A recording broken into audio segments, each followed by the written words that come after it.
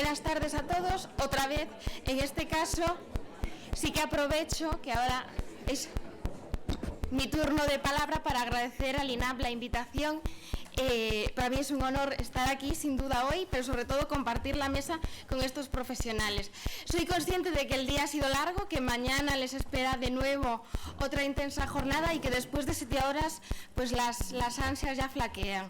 Pero en este caso creo que la espera será merecida porque muchas de las preguntas prácticas que ustedes tienen en relación con los canales internos pueden ser resueltas por los profesionales que tengo sentados en esta mesa. En concreto, en esta mesa de experiencias acerca del diseño e implementación de los sistemas internos de informaciones por las administraciones locales, cuento con, aunque él mismo yo creo que ha hecho una presentación previa fabulosa, con Gustavo Segura, que, como ustedes lo han escuchado, es director de análisis e investigación en la Agencia Valenciana de Prevención y Lucha contra el Fraude. Además, y por eso se ha visto que experiencias prácticas nos trae para contar, es responsable del aplicativo para la recepción de las denuncias, en este caso del canal externo, y además es responsable del análisis y de la investigación de las denuncias presentadas. Entonces, nada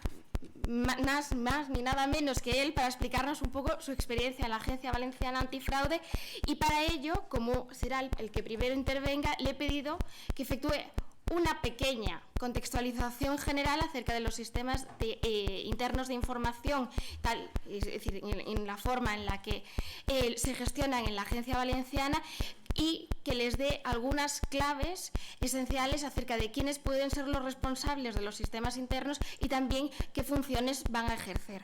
Pero también hemos decidido exprimirle al máximo, ya que le tenemos aquí, y nos explicará también pues, cuestiones claves acerca del procedimiento de gestión. Y por último, yo creo que es una de las cuestiones más interesantes que él nos puede aportar, es la experiencia de la agencia catalana, sobre todo en relación con las tareas de asesoramiento y de colaboración con las administraciones locales, sobre todo con aquellas de la Valenciana, perdón, sobre todo los fallos del directo, sobre todo en relación con el asesoramiento y también la cesión de tecnologías, que yo creo que con esto nos hará, pues, es decir, con eso y las preguntas que en la segunda mitad de la sesión le hagan, pues nos será de gran utilidad para avanzar un poco en este tema.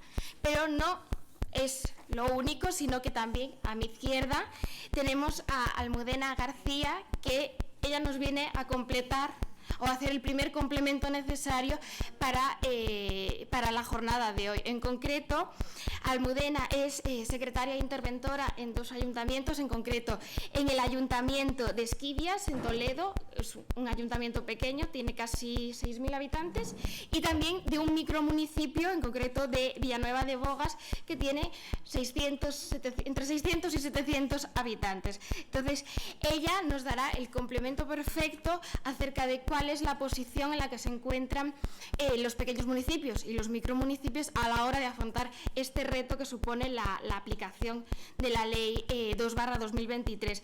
En concreto, ella se ocupará de contarnos en esta primera aproximación inicial cuáles son los problemas a los que se han enfrentado los pequeños municipios, en concreto las formas de implementación de los canales internos de denuncias, pues en caso de que sea necesario externalizarlos o en caso de que sea necesario compartir medios para hacer frente a este reto, y también nos contará un poco cuáles son las especialidades que la ley prevé para la aplicación a estos pequeños municipios. Más a mi izquierda concluirá este primero turno de intervenciones Pedro Bocos Redondo, que actualmente desempeña el cargo de secretario del Pleno del Ayuntamiento de Getafe, y a pesar de que él también nos contará un poco las experiencias del Ayuntamiento de Getafe, que con sus casi 190.000 habitantes pues ya representa a un municipio de unas dimensiones que no son las características en el panorama español, pero él además, para complementar las dos posiciones anteriores y que sea de interés para todos ustedes, comentará algunas o analizará algunas de las cuestiones que él considera más problemáticas a la hora de implementar la ley. En concreto, pues cuestiones relacionadas con la presentación de denuncias en materia de acoso laboral o también los derechos que se reconocen a ambas partes implicadas, en concreto al denunciante y al denunciado. Entonces, con esta recopilación, es decir, representante de Agencia Valenciana, representante de pequeño municipio, representante de gran municipio y también que nos van a tratar una serie de cuestiones prácticas muy conflictivas, creo que cerramos y queda perfectamente englobado las distintas cuestiones que se puedan suscitar. En este caso, les doy un pequeño turno inicial de intervenciones para que cada uno cuente sus experiencias prácticas, 15-20 minutos, y en la segunda hora y pico que nos quede de margen, pues ya ustedes podrán formularle todas aquellas preguntas que me imagino que sea aquellos que ya están, aquellos canales que ya están en funcionamiento, como sea aquellos que tienen que implementarlo a partir del día 1 de diciembre, pues me imagino que será una cuestión que suscita muchas dudas. Sin más, porque no es mi papel robarle el protagonismo a los que de verdad importan, te cedo la palabra, Gustavo, cuando quieras. Bueno, muchísimas gracias a todos y en primer lugar, por supuesto, agradecer la invitación que ha cursado el INAP a la Agencia Valenciana de Prevención y Lucha contra el Fraude y la Corrupción, la Agencia Valenciana Antifraude, la VAF, para participar en estas jornadas sobre la Ley 2/2023 en el ámbito de administración local y específicamente para una mesa de experiencias prácticas. Nosotros no tenemos ni más ni menos conocimientos y que tenemos una experiencia práctica que es la que queríamos transmitiros para, primero, dar un mensaje de tranquilidad de que se puede afrontar, intentar ver soluciones al camino que o habéis iniciado o tendréis que iniciar en breve, ¿no? Sí que quería hacer una pequeña introducción de la Agencia Valenciana Antifraude muy breve para que la podáis conocer, porque seguramente muchos de vosotros o de ustedes no la conocen, ¿no? La Agencia Valenciana Antifraude es una entidad de derecho, una entidad con personalidad jurídica propia, adscrita al Parlamento Valenciano, al SCORS, Parlamento Valenciano, y por tanto independiente de cualquier administración pública, independiente del Poder Ejecutivo. Se nos crea una ley del año 2016, la Ley 11/2016, y esta ley se basa en un convenio internacional de Naciones Unidas, que es el Convenio Internacional de Naciones Unidas del año 2003 de la lucha contra la corrupción, que se suscribe en la ciudad de Nueva York y que el Reino de España ratifica en el año 2006, que lleva más de 17 años formando parte del derecho nacional, aunque sea poco aplicado, por decirlo en estos términos, ¿no? Ese convenio internacional de Naciones Unidas ya recogía la obligación de los estados que ratificaran el convenio de crear organismos de lucha contra el fraude y la corrupción. A nivel nacional todavía no está la autoridad independiente en funcionamiento, y ya recogía la figura de la presentación de las denuncias, dice el artículo 7, incluso anónimas. Entonces, simplemente por hacer matices respecto a lo que se ha comentado o algunas dudas que pueden surgir. La Agencia Valenciana Antifraude tiene 3 ámbitos fundamentales de actuación. Se crea para prevenir y erradicar el fraude y la corrupción del sector público valenciano. Año 2016, no hace falta que les contextualice la situación que teníamos en la Comunidad Valenciana respecto al fraude y la corrupción. Para impulsar las políticas de integridad pública y para intentar fomentar una cultura de buenas prácticas en la gestión pública y en la gestión de los recursos públicos. Esos son los objetivos ambiciosos que nuestra ley de creación contiene. El ámbito de aplicación subjetivo es todo el sector público valenciano en sentido amplio, los 542 municipios que están dentro de la Comunidad Valenciana, las diputaciones provinciales, el gobierno autonómico, las consellerías, el sector público instrumental, organismos autónomos, fundaciones, el sector público empresarial, universidades públicas, partidos políticos, sindicatos. O sea, el concepto sector público es muy amplio en nuestra ley. Y evidentemente nos ceñimos a nuestro ámbito territorial competencial, como no puede ser de otra manera, que es la Comunidad Valenciana o Comunidad Valenciana con la denominación oficial. La Ley 2/2023, se ha comentado antes por parte de la profesora, la fundamental línea estratégica que tiene de protección al informante es así, el artículo 1, y es una ley que transpone una directiva, así lo regula. Tiene dos líneas estratégicas fundamentales: la protección del informante, la protección del denunciante, dice para que no sufra, tenga un nivel adecuado de protección frente a las posibles represalias, Y luego, la segunda línea estratégica que también regula el artículo 1 es el fomento de una cultura de la información. En el fomento de la cultura de información, que es un concepto así como muy abstracto, se encuadran los sistemas internos de información, que es el objeto un poco de esta mesa de experiencias prácticas. ¿Qué se busca con esto? Romper el estigma de que el denunciante es un chivato. En la sociedad actual es un estigma social y pensamos que aquel que denuncia una situación de irregularidades administrativas tiene un entorno peyorativo. Y es todo lo contrario. Hay que poner en valor a aquella persona que, con muchas consecuencias, es la realidad, decide dar un paso valiente y comunicar una infracción normativa, ya sea de los anexos de la directiva o infracciones administrativas graves o muy graves o incluso ilícitos penales, ¿no? Dentro de esta cultura del fomento de la información es necesario que existan, nos decía la directiva, canales de denuncias que se integran en un sistema interno de información. El sistema interno de información, vamos a ver que es una estructura, y dentro de esa estructura se integran canales. ¿Qué sucede? Que tiene que haber algún canal que cumpla una serie de parámetros legales y reglamentarios. Permitir la denuncia anónima, por tanto, si mi único canal es el registro general de entrada, no va a permitir la denuncia anónima. Puede existir ese canal, pero no cumpliríamos las exigencias legales. Una comunicación bidireccional. Por tanto, al final tenemos que ir a una solución tecnológica para cumplir con todos esos parámetros legales. Pero no olvidemos que en nuestro sistema interno de información podemos decidir establecer distintos canales de comunicación, como tenemos, por ejemplo, la Agencia Valenciana Antifraude. Incluso las comunicaciones verbales. Y habrá que decidir cómo hacemos si decidimos tener comunicaciones verbales. En el ámbito local, pues la videoacta puede ser un buen sistema para grabar esas posibles comunicaciones verbales, o cómo lo hacemos de otra manera distinta. Es importante que conozcan que la Ley 2/2023 es una ley de transposición de una directiva, la 2019-1937, que me imagino que eso es absolutamente claro, pero lo digo porque hay una jurisprudencia de la Unión Europea que es el trato más favorable y la cláusula de no regresión. ¿Esto qué quiere decir? Que cuando se hace una transposición al derecho nacional de una directiva europea, esa transposición no puede perjudicar el régimen jurídico persistente. Y en este sentido, la disposición transitoria segunda de la propia Ley 2/2023 y el artículo 16 regula expresamente la transitoria segunda, apartado tercero, que aquellas autoridades existentes o canales externos preexistentes se regulan por su normativa específica, siempre y cuando su normativa específica no vulnere principios de la propia directiva. Dicho de otra manera, nosotros en la Agencia Valenciana Antifraude lo que hemos hecho es adaptar nuestra normativa específica previa a la Ley 2/2023 y previa a la propia directiva 2019/1937, porque nos nutrimos de la misma fuente que es el Convenio Internacional de Naciones Unidas del año 2003, lo digo para contextualizar el marco normativo y las fuentes de derecho, sin necesidad más que adaptar nuestra ley a aquellas posibles incongruencias con la propia directiva.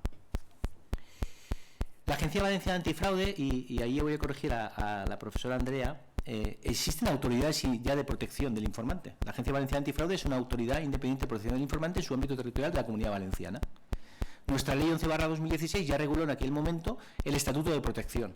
De hecho, tenemos 34 personas físicas protegidas y una persona jurídica.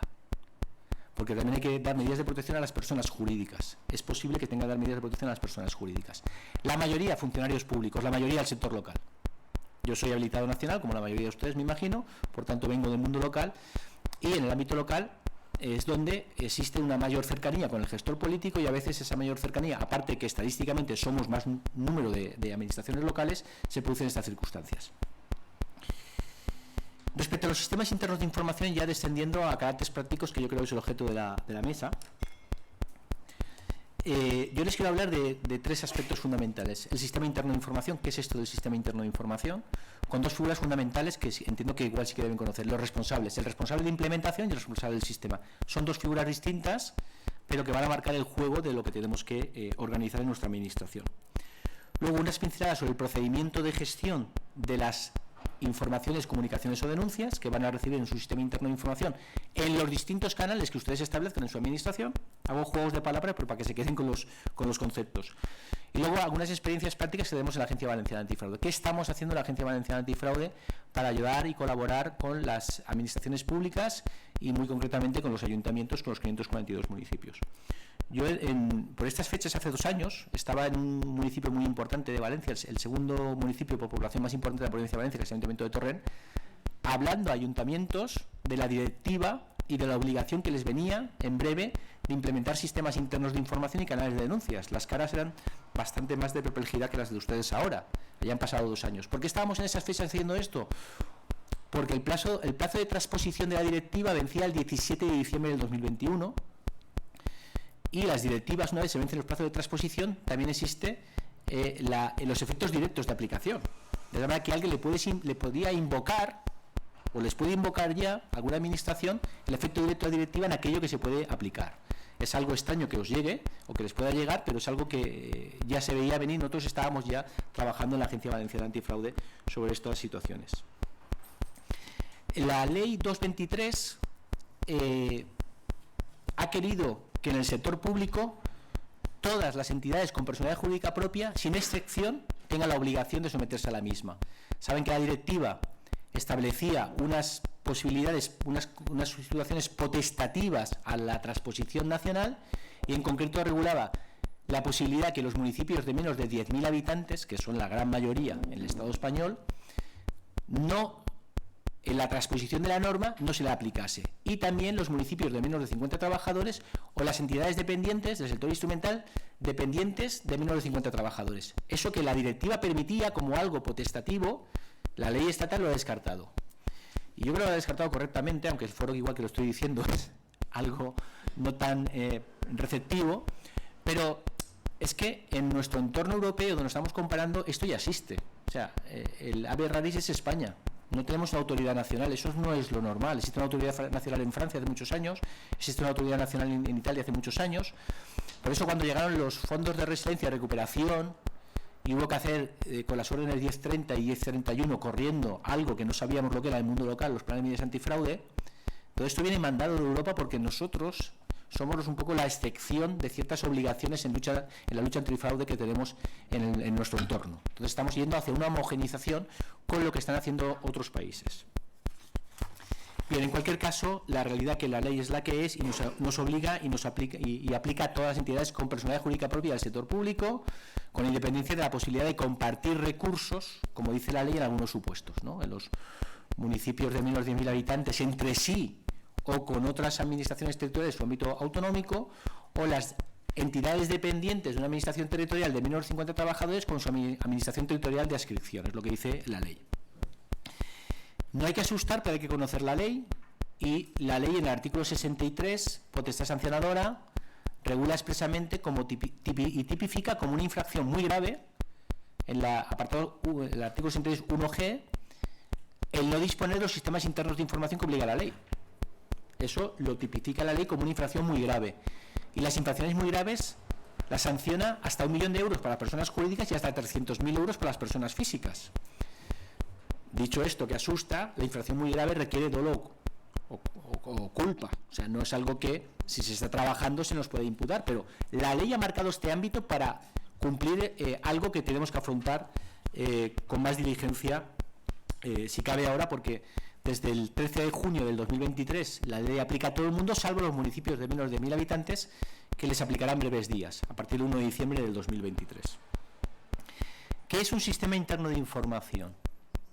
Nosotros estamos haciendo ahora una formación en el IVAP, que es el Instituto Valenciano de Administración Pública, el equivalente a nivel autonómico al INAP, y ahí hemos hecho encuestas con la gente que se ha acudido a la formación, que luego les daré en el segundo turno de palabra, que es muy interesante, ¿no?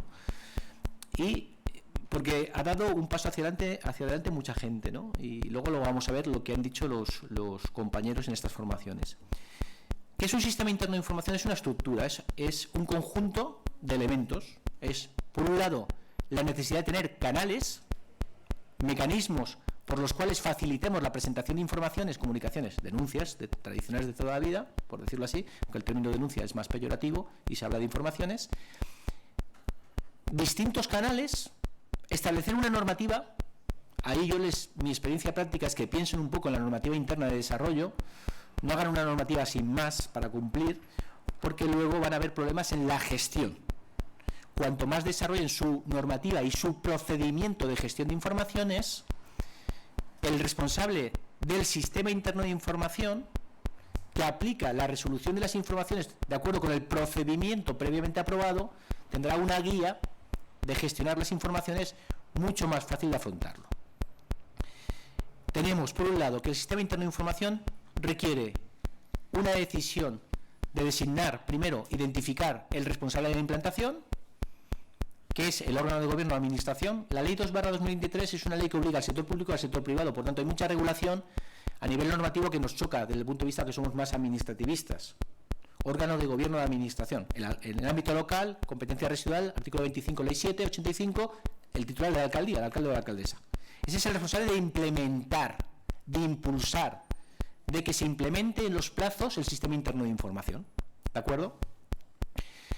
Y el responsable de la implementación tiene que decidir y nombrar al responsable del sistema interno de información, que es otra figura distinta, que lo nombra y lo cesa el responsable de la implementación. Alcalde o alcaldesa, titular de un órgano de administración con arreglo a estatutos de otras entidades del sector público, nombrará un responsable del sistema interno de información, que es el que tendrá que gestionar los canales, llevar el libro de registro de informaciones e impulsar la tramitación de las denuncias o comunicaciones de acuerdo con el procedimiento normativo interna que previamente haya regulado la propia entidad. Por tanto, tienen 3 líneas estratégicas, en mi opinión. Una, identificar el responsable de implementación, sencillo. Decidir una cosa fundamental y clave, el responsable del sistema.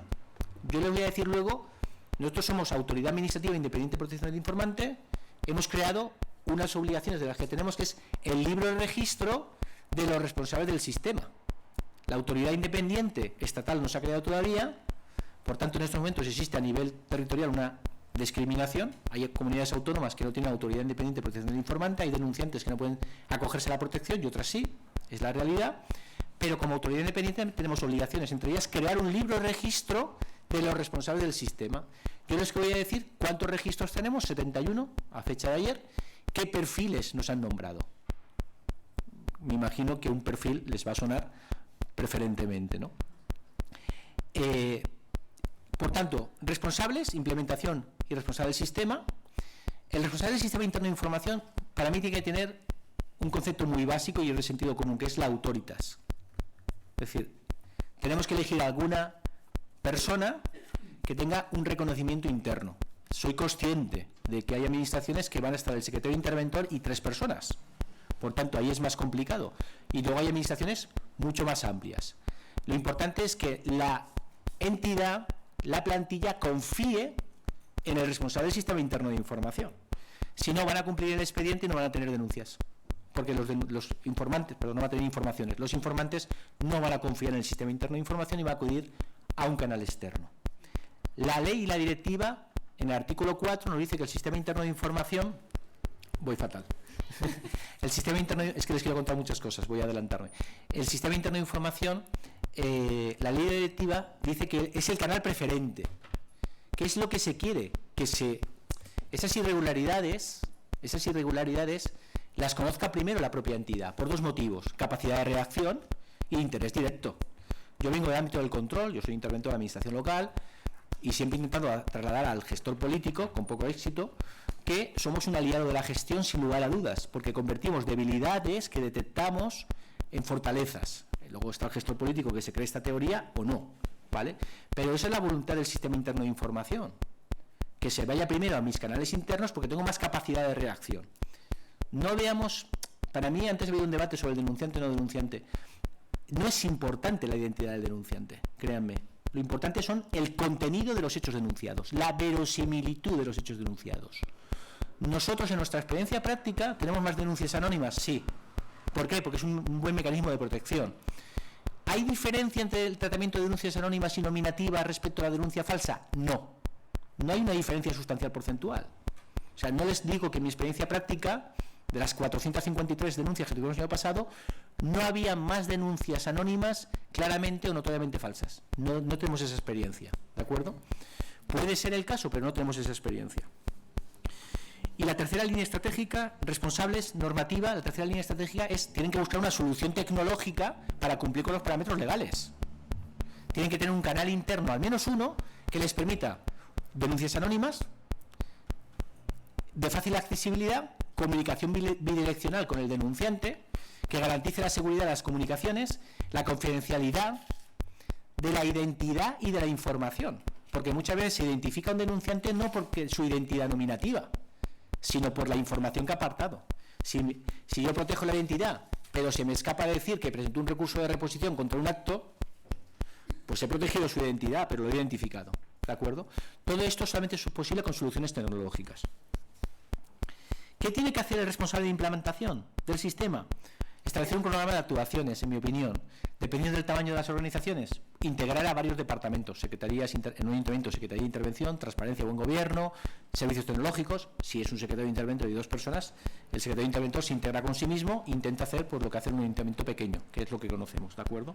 Aprobar una normativa interna y un procedimiento. Piensen en el procedimiento, no inventen muchas cosas. Hay normativa autonómica, tienes las leyes autonómicas que regulamos en nuestra normativa, nuestra ley, por ejemplo, y nuestro reglamento, un procedimiento muy detallado. Ese detalle, que puede parecer excesivo, al que tenga que gestionar luego una información le va a venir muy bien. Si tiene que dar un trámite de audiencia a una persona implicada o no. Si una persona que está en un proceso selectivo que ve un vicio de nulidad de pleno derecho, que en principio es un aspirante de buena fe, le doy trámite de audiencia porque se puede ver afectado si yo considero que tengo que recomendar una revisión de oficio, porque hay una nulidad de pleno derecho, porque había un tercero con una desviación de poder. Todo esto va a surgir de la práctica. Entonces, no lo van a poder solucionar todo, pero intentar hacer un buen procedimiento para mí es algo importante. Impulsar la implantación de canales, impulsar el procedimiento interno, elegir al responsable del sistema, que puede ser un órgano colegiado o una persona física, dar publicidad, o sea, dependiendo del tamaño de la organización, pero es importante que la organización conozca lo que estamos haciendo, porque aquí hay un cambio de paradigma, estamos en el paradigma de la integridad pública. Planes antifraudes, códigos éticos, esto es algo más, y estamos dentro de un sistema interno de información que debe estar dentro del paraguas del código de integridad de nuestra propia organización. ¿Qué funciones debe asumir fundamentalmente el responsable del sistema? 2, básicamente 2, las podemos resumir. Una, gestionar los canales, o sea, ver qué denuncias entran en los distintos canales que he establecido en mi sistema. Si establezco un único canal, pues revisar los canales, llevar el libro de registro de informaciones y, la más importante, impulsar la tramitación eficiente de las informaciones que se le han presentado, proponiendo al órgano responsable las actuaciones a realizar. Para ello, tiene unos hitos marcados en la ley: 7 días naturales para hacer la acusación de denuncia, 3 meses para la instrucción, probable 3 meses de manera motivada por especial dificultad. Poco más tienen que hacer. Garantizar, importante, la confidencialidad de la información e identidad, la presunción de inocencia y el derecho, preservar los derechos al honor de las personas afectadas. Aquí hay un equilibrio en la balanza. Los derechos de los denunciantes o informadores y los derechos de las personas denunciadas implicadas. Es una balanza complicada, pero hay que mantenerla. Y es responsabilidad del responsable del sistema interno velar por la garantía de los dos derechos. Por supuesto, la protección de datos de carácter personal, y informar a las personas afectadas de los hechos u omisiones que se les están implicando o afectando. Hay que informar a las personas afectadas. Otra cosa es que mi procedimiento regule si esa información a la persona afectada la puedo diferir o no en garantía de la investigación, hasta qué momento. Experiencias prácticas en responsable del sistema. Órganos colegiados que se han nombrado. Se han nombrado comités antifraudes, se han nombrado comité de éticas, en la experiencia que tenemos. Cuando se nombran órganos colegiados, o se ha ido a comités antifraudes o comité de ética. Personas físicas, habitualmente se están nombrando habilitados nacionales, de las distintas subescalas: secretarios, interventores, tesoreros y vicesecretarios. Evidentemente, en municipios más pequeños, pues el secretario interventor. También técnicos jurídicos, letrados, asesores jurídicos, sector público instrumental, si tiene algún ente dependiente que tiene que tener un sistema interno independiente, aunque compartan recursos o medios, se están nombrados, lo que dice también la ley, el titular de las funciones de cumplimiento normativo, el compliance officer, si lo conocen en empresas privadas, o el auditor interno. Y también el gerente, o también en un caso se nos ha nombrado un miembro de la policía local, que no creo que sea lo más interesante, pero es el caso correspondiente. Otro contenido importante del responsable del sistema interno de información. Nos dice la ley que esta persona tiene que saber discernir, cuando tiene una información que tiene que tramitar, si la línea roja, que digo yo, si esto ya es una irregularidad administrativa que está rozando el posible ilícito penal. Y en ese caso te dice, automáticamente remite usted al Ministerio Fiscal o a la EPO, a la Fiscalía Europea, si es competencia de la Fiscalía Europea, que son competentes a partir de delitos de noviembre del 18 que afectan a los instrumentos financieros de la Unión. Básicamente, tienen ustedes un proyecto financiado con fondos europeos, posterior a noviembre del 18, si ven un posible fraude en subvenciones, la competencia no sería de la Fiscalía Nacional, sería de la Fiscalía Europea. Bien, me dejo cosas para la siguiente intervención y acabo ya en esta primera intervención. ¿Qué hemos hecho en la Agencia Valenciana Antifraude? Intentar ayudar. ¿Cómo? Poniéndole de lado a las administraciones públicas de nuestro sector público. ¿Desde qué año? Desde mediados del 2021. ¿Cómo lo hemos instrumentalizado? Formando protocolos. Aquí hay muchos secretarios y no quiero hablar de convenios, por lo que implica aprobar un convenio. Protocolos de colaboración. Ese protocolo tiene 5 grandes líneas. Primera línea, la identificación en su sistema web de la existencia de una autoridad independiente de protección del informante en nuestro ámbito territorial con un canal externo. ¿Por qué? Porque en el periodo que la directiva se había vencido el plazo de transposición y no había ley estatal, alguien le podía ver sus derechos afectados e invocar la aplicación directa de la directiva. Y al menos esa administración podía decirle, puede usted acudir a este canal externo para que no le produzca una indefensión, él no puede poder presentar una denuncia.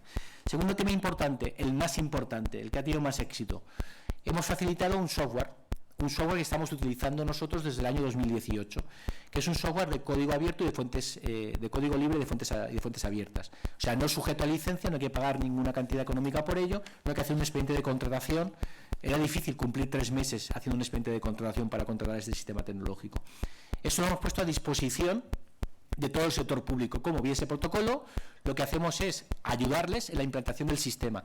Es un sistema de software libre, lo pueden aplicar ustedes mañana en su ayuntamiento si tienen servicios tecnológicos que lo pueden utilizar. Nosotros lo que hacemos es colaborar, decirles las dificultades que hemos visto. Sí que es cierto que la Agencia Valenciana Antifraude fue seleccionada por la Comisión Europea en un grupo de expertos de transposición de la directiva en materia tecnológica. Hubieron 2 proyectos a nivel europeo que se seleccionaron. Uno fue el canal de denuncias de la ANAC, la Agencia Nacional Anticorrupción Italiana, que es una agencia estatal, y luego de los 27 Estados miembros se seleccionó a Italia, y luego una experiencia regional, que fue la Agencia Valenciana Antifraude del montón de regiones que tiene la Unión Europea. Y el 30 de noviembre del 2022 fuimos a Bruselas, a la Comisión Europea, y explicamos como experiencia de éxito el software que si lo hemos explicado en Europa como una experiencia de éxito para aplicarlo en el resto de Estados miembros de la Unión, para que puedan aplicar de una forma correcta y rápida y ágil, sin costes económicos, en sus administraciones públicas, ¿cómo lo vamos a poner a disposición del sector público valenciano, que es nuestra obligación, o ampliarlo al resto del sector público? En estos protocolos lo que hacemos es acompañar en la implantación de los sistemas. Luego, además, en estos protocolos más amplios, ayudamos en la implantación de las políticas de integridad pública. Si hay que hacer mapas de riesgos, códigos éticos, códigos de conducta, hemos ayudado en la implantación de los planes de medidas antifraude. Y por último, también tenemos una 5ª línea de actuación, que son las actuaciones formativas. Hace poco, en el mes de octubre, con esto concluyo primera intervención, hace unas semanas yo estaba en la Diputación de Castellón dando formación a todos los municipios de la provincia de Castellón con 2 ediciones. Uno destinado, me pareció muy interesante, a los 127 municipios de menos de 10.000 habitantes. El papel de las diputaciones para mí es muy importante. ¿Qué ha hecho la Diputación de Castellón? Que me parece un ejemplo modélico. Firmando un protocolo con la Agencia Valenciana Antifraude, ha decidido ella ponerse en lugar de los 127 municipios de menos de 10.000 habitantes. Y lo que ha hecho la Diputación de Castellón con sus servicios tecnológicos es implantar los canales internos en los 127 municipios de menos de 10.000 habitantes, evitando formalizar 127 protocolos, ayuntamientos, Agencia Valenciana Antifraude, y cumpliendo, en mi opinión, una función importante de las diputaciones, prestar servicio a los municipios más pequeños. Y en paralelo montó acciones formativas en las que participamos la Agencia Valenciana Antifraude para explicar con detalle los sistemas internos de información, la figura del responsable, facilitar modelos en el sentido de nuestra normativa aprobada. Nosotros somos entidad pública con personalidad jurídica propia, obligados por la Ley 2/2023. Éramos autoridad independiente con canal externo, pero hemos tenido que aprobar nuestro sistema interno de información y aprobar nuestros canales. Tienen nuestra normativa, no digo que sea un modelo, pero les puede servir, de nuestra normativa publicada en nuestra web. Es decir, tienen un ejemplo de cómo se puede aprobar un sistema interno de información y cómo se puede regular normativamente todo el sistema interno de información. Y me dejo muchos datos para la segunda intervención. Gracias. Muchas gracias a ti, Gustavo. Estoy segura que habrá muchas preguntas que podrás contestar a continuación, pero ya sin solución de continuidad, cedo la palabra a Almudena García, que nos contará sus experiencias, pero esta vez con la situación particular de los pequeños municipios y los micromunicipios.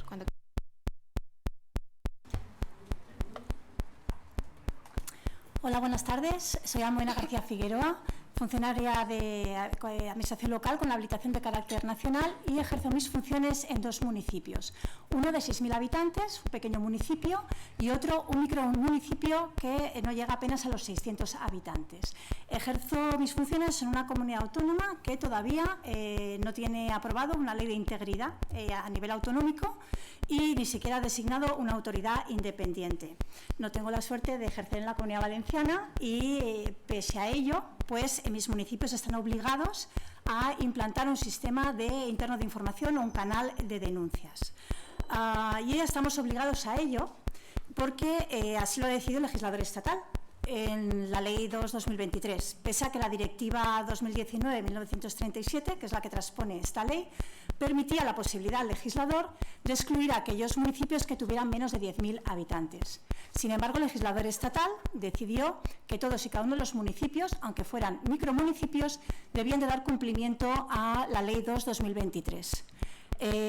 A mi juicio resulta paradójico, contradictorio. Llevamos mucho tiempo demandando y trabajando para un estatuto del pequeño municipio donde por fin el legislador atienda a que las características de los pequeños municipios no son las mismas que los grandes, pese a que toda la normativa que afecta a la administración local es igual. Es igual para el Ayuntamiento de Getafe que para mi municipio de 600 habitantes. La normativa en materia de contratación, incluso el régimen jurídico de organización de un ayuntamiento, nos exigen lo mismo, pese a que todos somos conscientes de que la estructura, los medios, la financiación de un micromunicipio o un pequeño municipio, no me voy a ir al extremo, pero una cosa intermedia, no es la misma que situación que la que puede tener el Ayuntamiento de Getafe.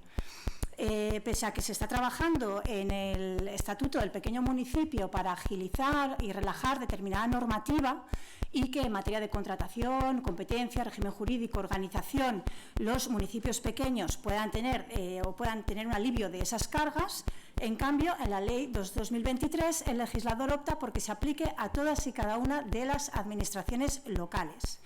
Es verdad que sí se recogía la exención en España, que hay 8.000 municipios, pero solo mayores de 10.000 serían 764. Es decir, el 90% de los municipios de España quedarían exceptuados de dar cumplimiento a la Ley 2/2023.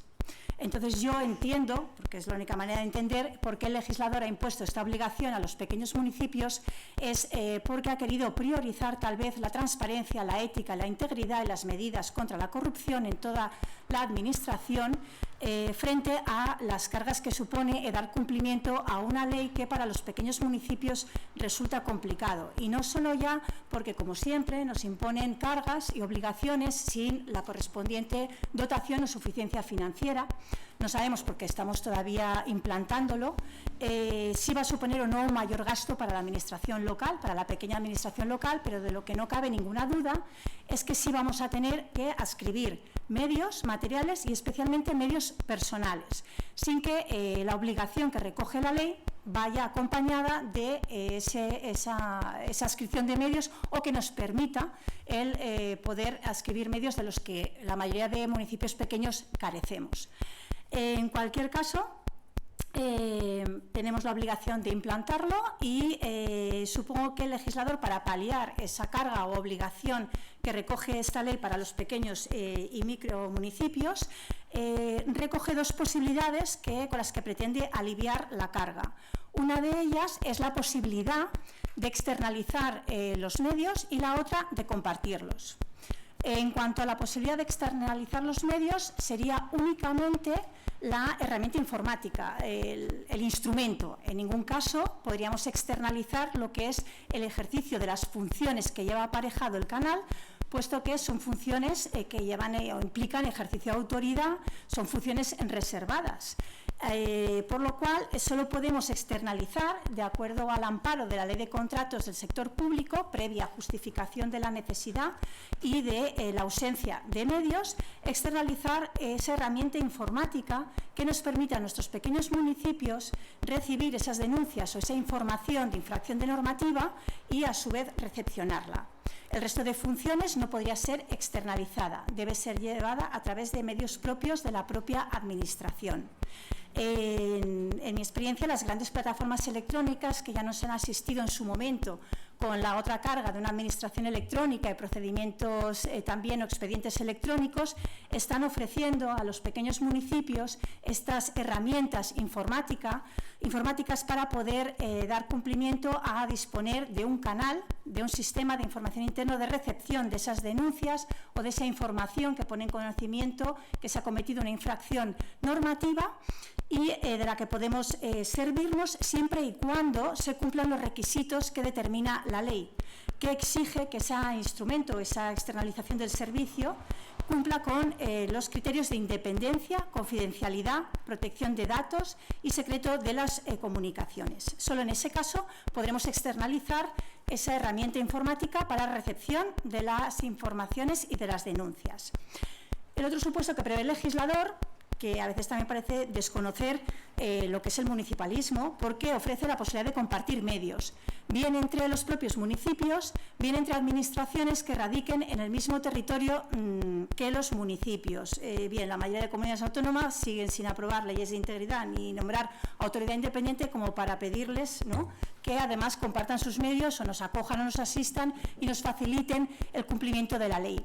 Y respecto de compartir entre municipios, pues yo creo que todos los que trabajamos en la administración local pues sentimos en el día a día ese individualismo que hay en los municipios de no querer en realidad compartir nada. Nos cuesta mancomunarnos, nos cuesta hacer consorcios, ¿no? En España, que a lo mejor en el resto de Europa son figuras muy aceptadas y muy comunes, yo creo que en España hay cierta reticencia a compartir y todos queremos tener nuestra piscina, queremos tener nuestro polideportivo, ¿cómo no vamos a tener nuestro propio canal de denuncias, como para compartirlo con el vecino, ¿no? En cualquier caso, con el municipio vecino.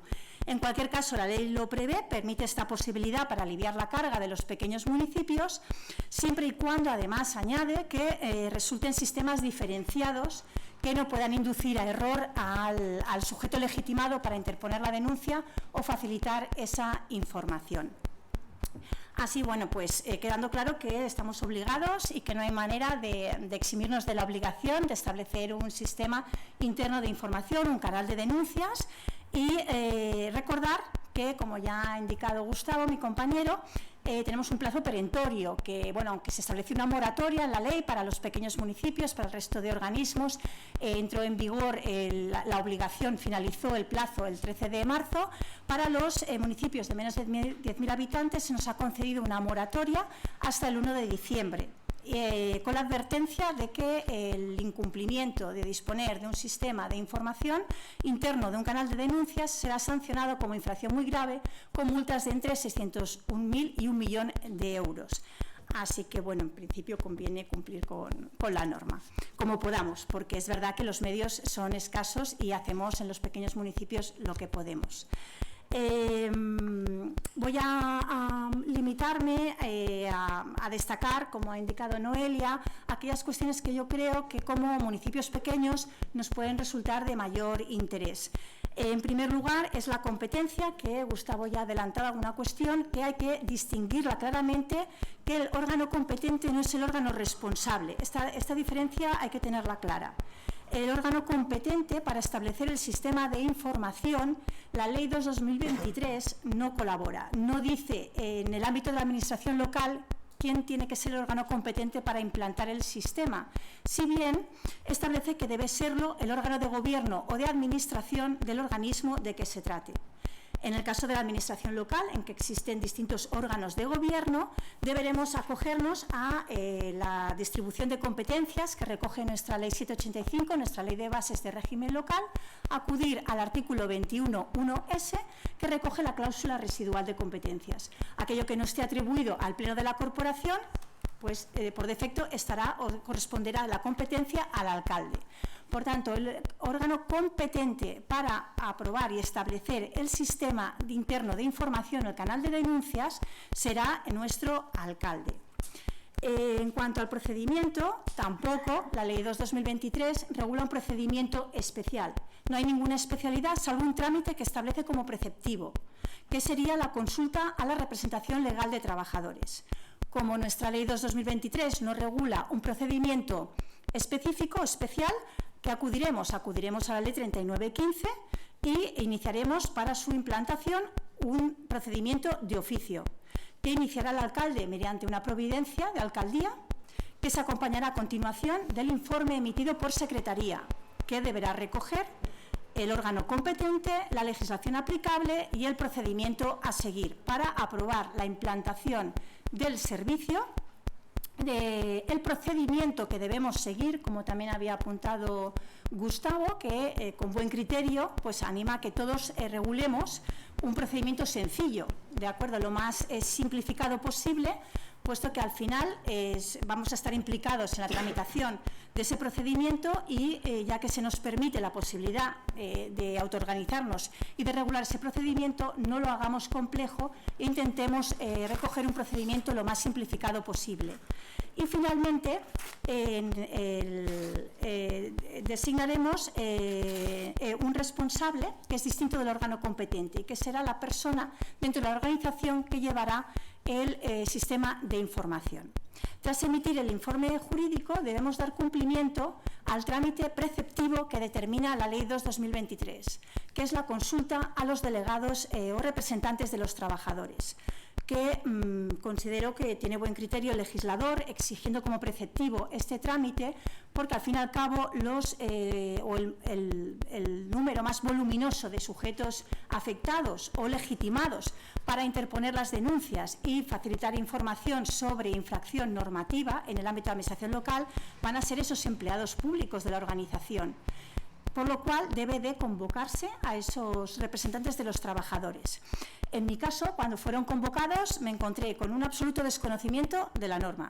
Ninguno de ellos sabía que existía esta norma, ninguno de ellos tenía conocimiento de su contenido, ninguno de ellos sabía lo que era un canal de denuncias, con lo cual la sesión de consulta a los delegados de personal se convirtió en una acción formativa, donde aprovechamos para pues dar conocimiento de todo ello, de presentarles el proyecto que había de procedimiento que habíamos ideado para tramitar la recepción de denuncias y de información de infracciones normativas, y sí que me encontré con una representación de trabajadores que les originó bastante desconfianza y recelo todo lo que les estaba transmitiendo, especialmente porque en los pequeños municipios las organizaciones son muy pequeñas, hay poco personal y hay un contacto directo entre ellos, están muy interrelacionados y además la distancia con el político es muy corta. Entonces, a pesar de que se les transmitía pues todas las buenas intenciones que recoge la ley de confidencialidad, de secreto de las comunicaciones, anonimato en la denuncia, que yo creo que todavía no creen que pueda ser anónima, y les invité a que hiciéramos una prueba en el canal de denuncias, en la herramienta informática, para que pudieran comprobar que no es necesario identificarse y que automáticamente se hace un registro con una denuncia que no recoge en ningún momento, no tienen que crean que era a través de su identificación como empleado, pero es verdad que les originó, y yo les entiendo, un recelo bastante considerable. Hay que poner en marcha el sistema, esperar un tiempo, ver cómo funciona, pero el sentir de los delegados de personal creo que fue bastante significativo.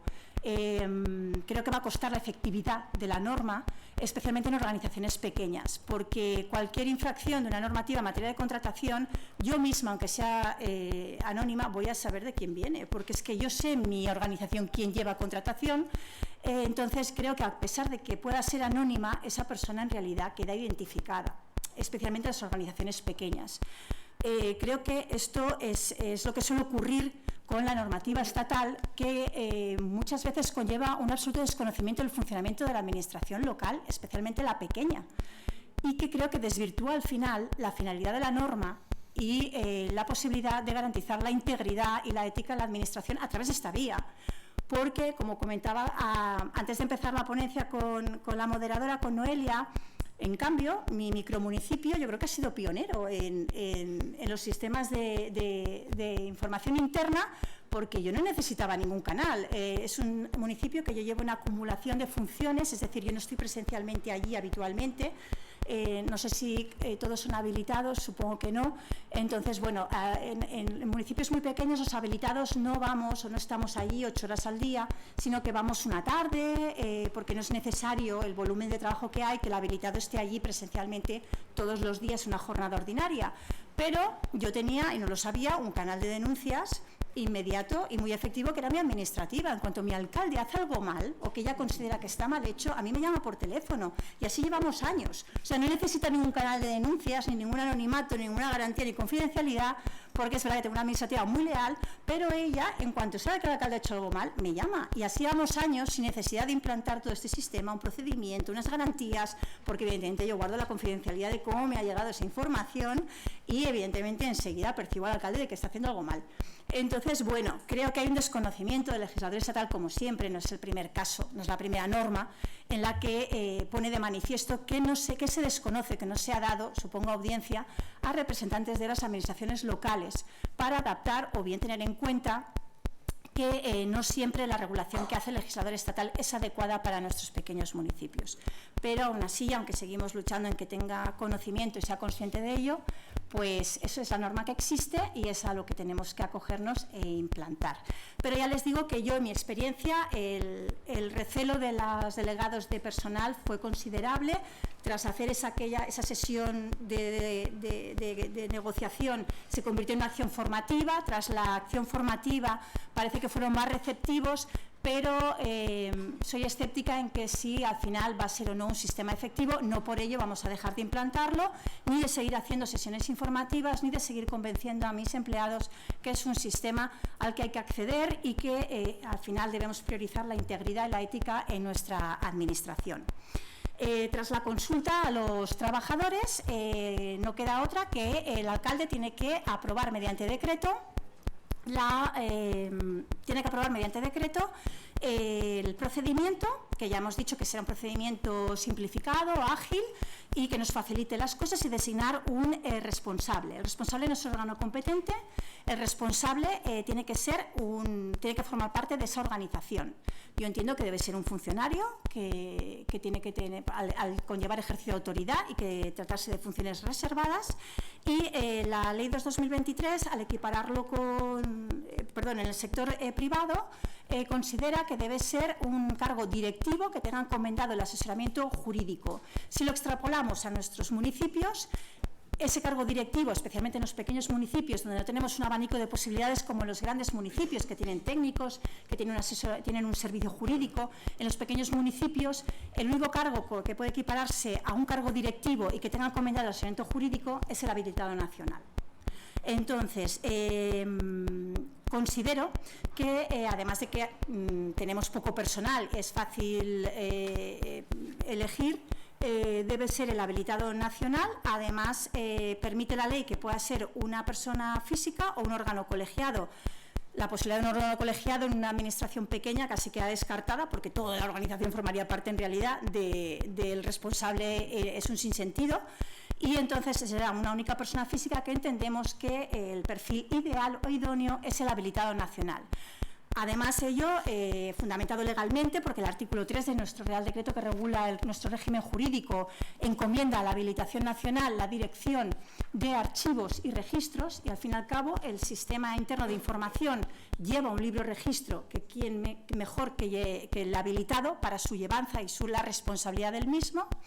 Y en palabras de nuestra compañera Concepción Campos, también desde un punto de vista del perfil, es decir, hay que designar como responsable a la organización que tenga, además de autonomía e independencia que exige la ley, en palabras de Concepción Campos, una mirada o una posición transversal y aséptica dentro de la organización. Y creo que quien mejor encarna esa independencia, esa sepsis dentro de la organización respecto del resto de personal, podría ser el habilitado nacional.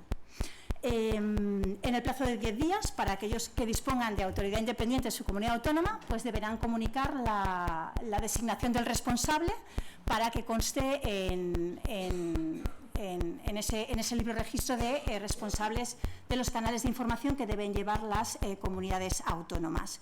Y ya debo de finalizar, concluir simplemente que, bueno, no es fácil, tenemos dificultades en las organizaciones municipales pequeñas, pues se considera un reto, como también lo ha sido otras cuestiones, y al final las hemos sacado adelante. Y yo lo que sí les invitaría, pese a que hay cuestiones pues con las que discrepamos y sabemos que no es fácil, a que bueno, pues, sigamos implantando en nuestras administraciones locales estos sistemas que ayudan a la transparencia, a la ética, a la integridad en la administración, y que no quede la implantación de un sistema, la designación de un responsable, la aprobación de un procedimiento en un mero cumplimiento cosmético de la ley, sino que al final hagamos de ello algo efectivo y que sirva para el fin previsto. Gracias.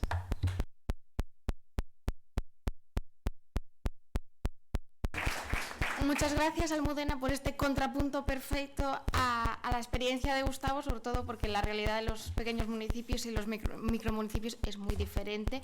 Sin solución de continuidad para este primer turno de intervención, para que después puedan ustedes formular todas las preguntas que tienen, que tendrán o que deberían tener, le cedo la palabra a Pedro Boc, completará esa exposición más práctica acerca de algunas cuestiones conflictivas que a mí me parecen muy interesantes. Bueno, buenos días a todos. Bueno, veo que aquí tengo muchos antiguos alumnos y compañeros y, bueno, como bien sabéis, yo tengo que, lógicamente, hacer una visión muy crítica de esta ley. Me ha robado Almudena mi primera idea, me la ha robado, pero bueno, la voy a reiterar. Pero los que ya me conocéis sabéis que yo empiezo siempre mis charlas con lo mismo. Las leyes las hacen tíos que no han pisado una administración local, pero no a municipios pequeños, ¿no? Getafe. No ha pisado la puñetera vida un tío el ayuntamiento de Getafe. Dejémonos de historias y no, pero no ayuntamientos pequeños. No ha pisado la puñetera vida un tío.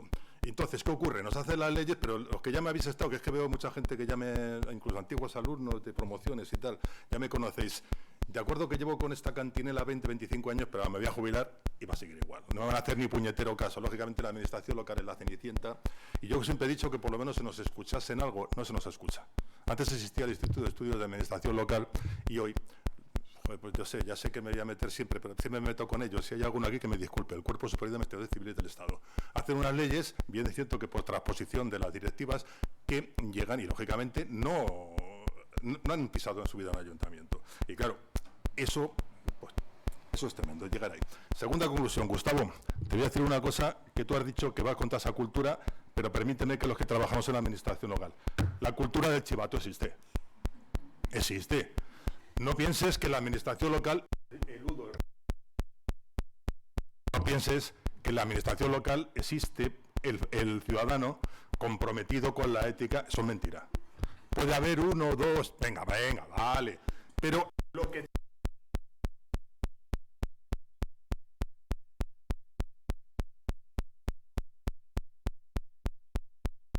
proceso de selecciones no han colocado a su hijo, han salido el proceso de su hijo en vez de lo demás.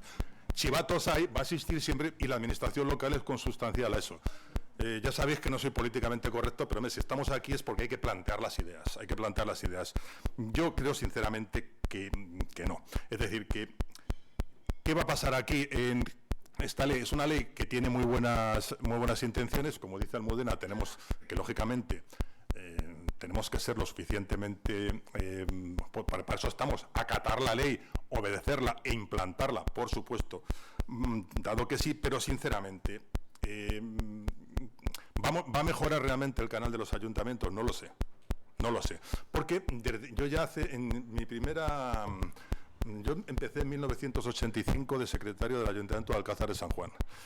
Y desde allí ya os puedo decir que todas las denuncias que se hacían, porque ya había denuncias anónimas, es decir, esta película ya la he leído, lo que pasa que de otra forma, no había nada de ética ni de profesionalidad y denunciar la corrupción, hombre, por corrupción, pero muy pocos lo hacían. Era básicamente una cultura de, permítame, sé que se me está grabando, cómo jodemos a los demás.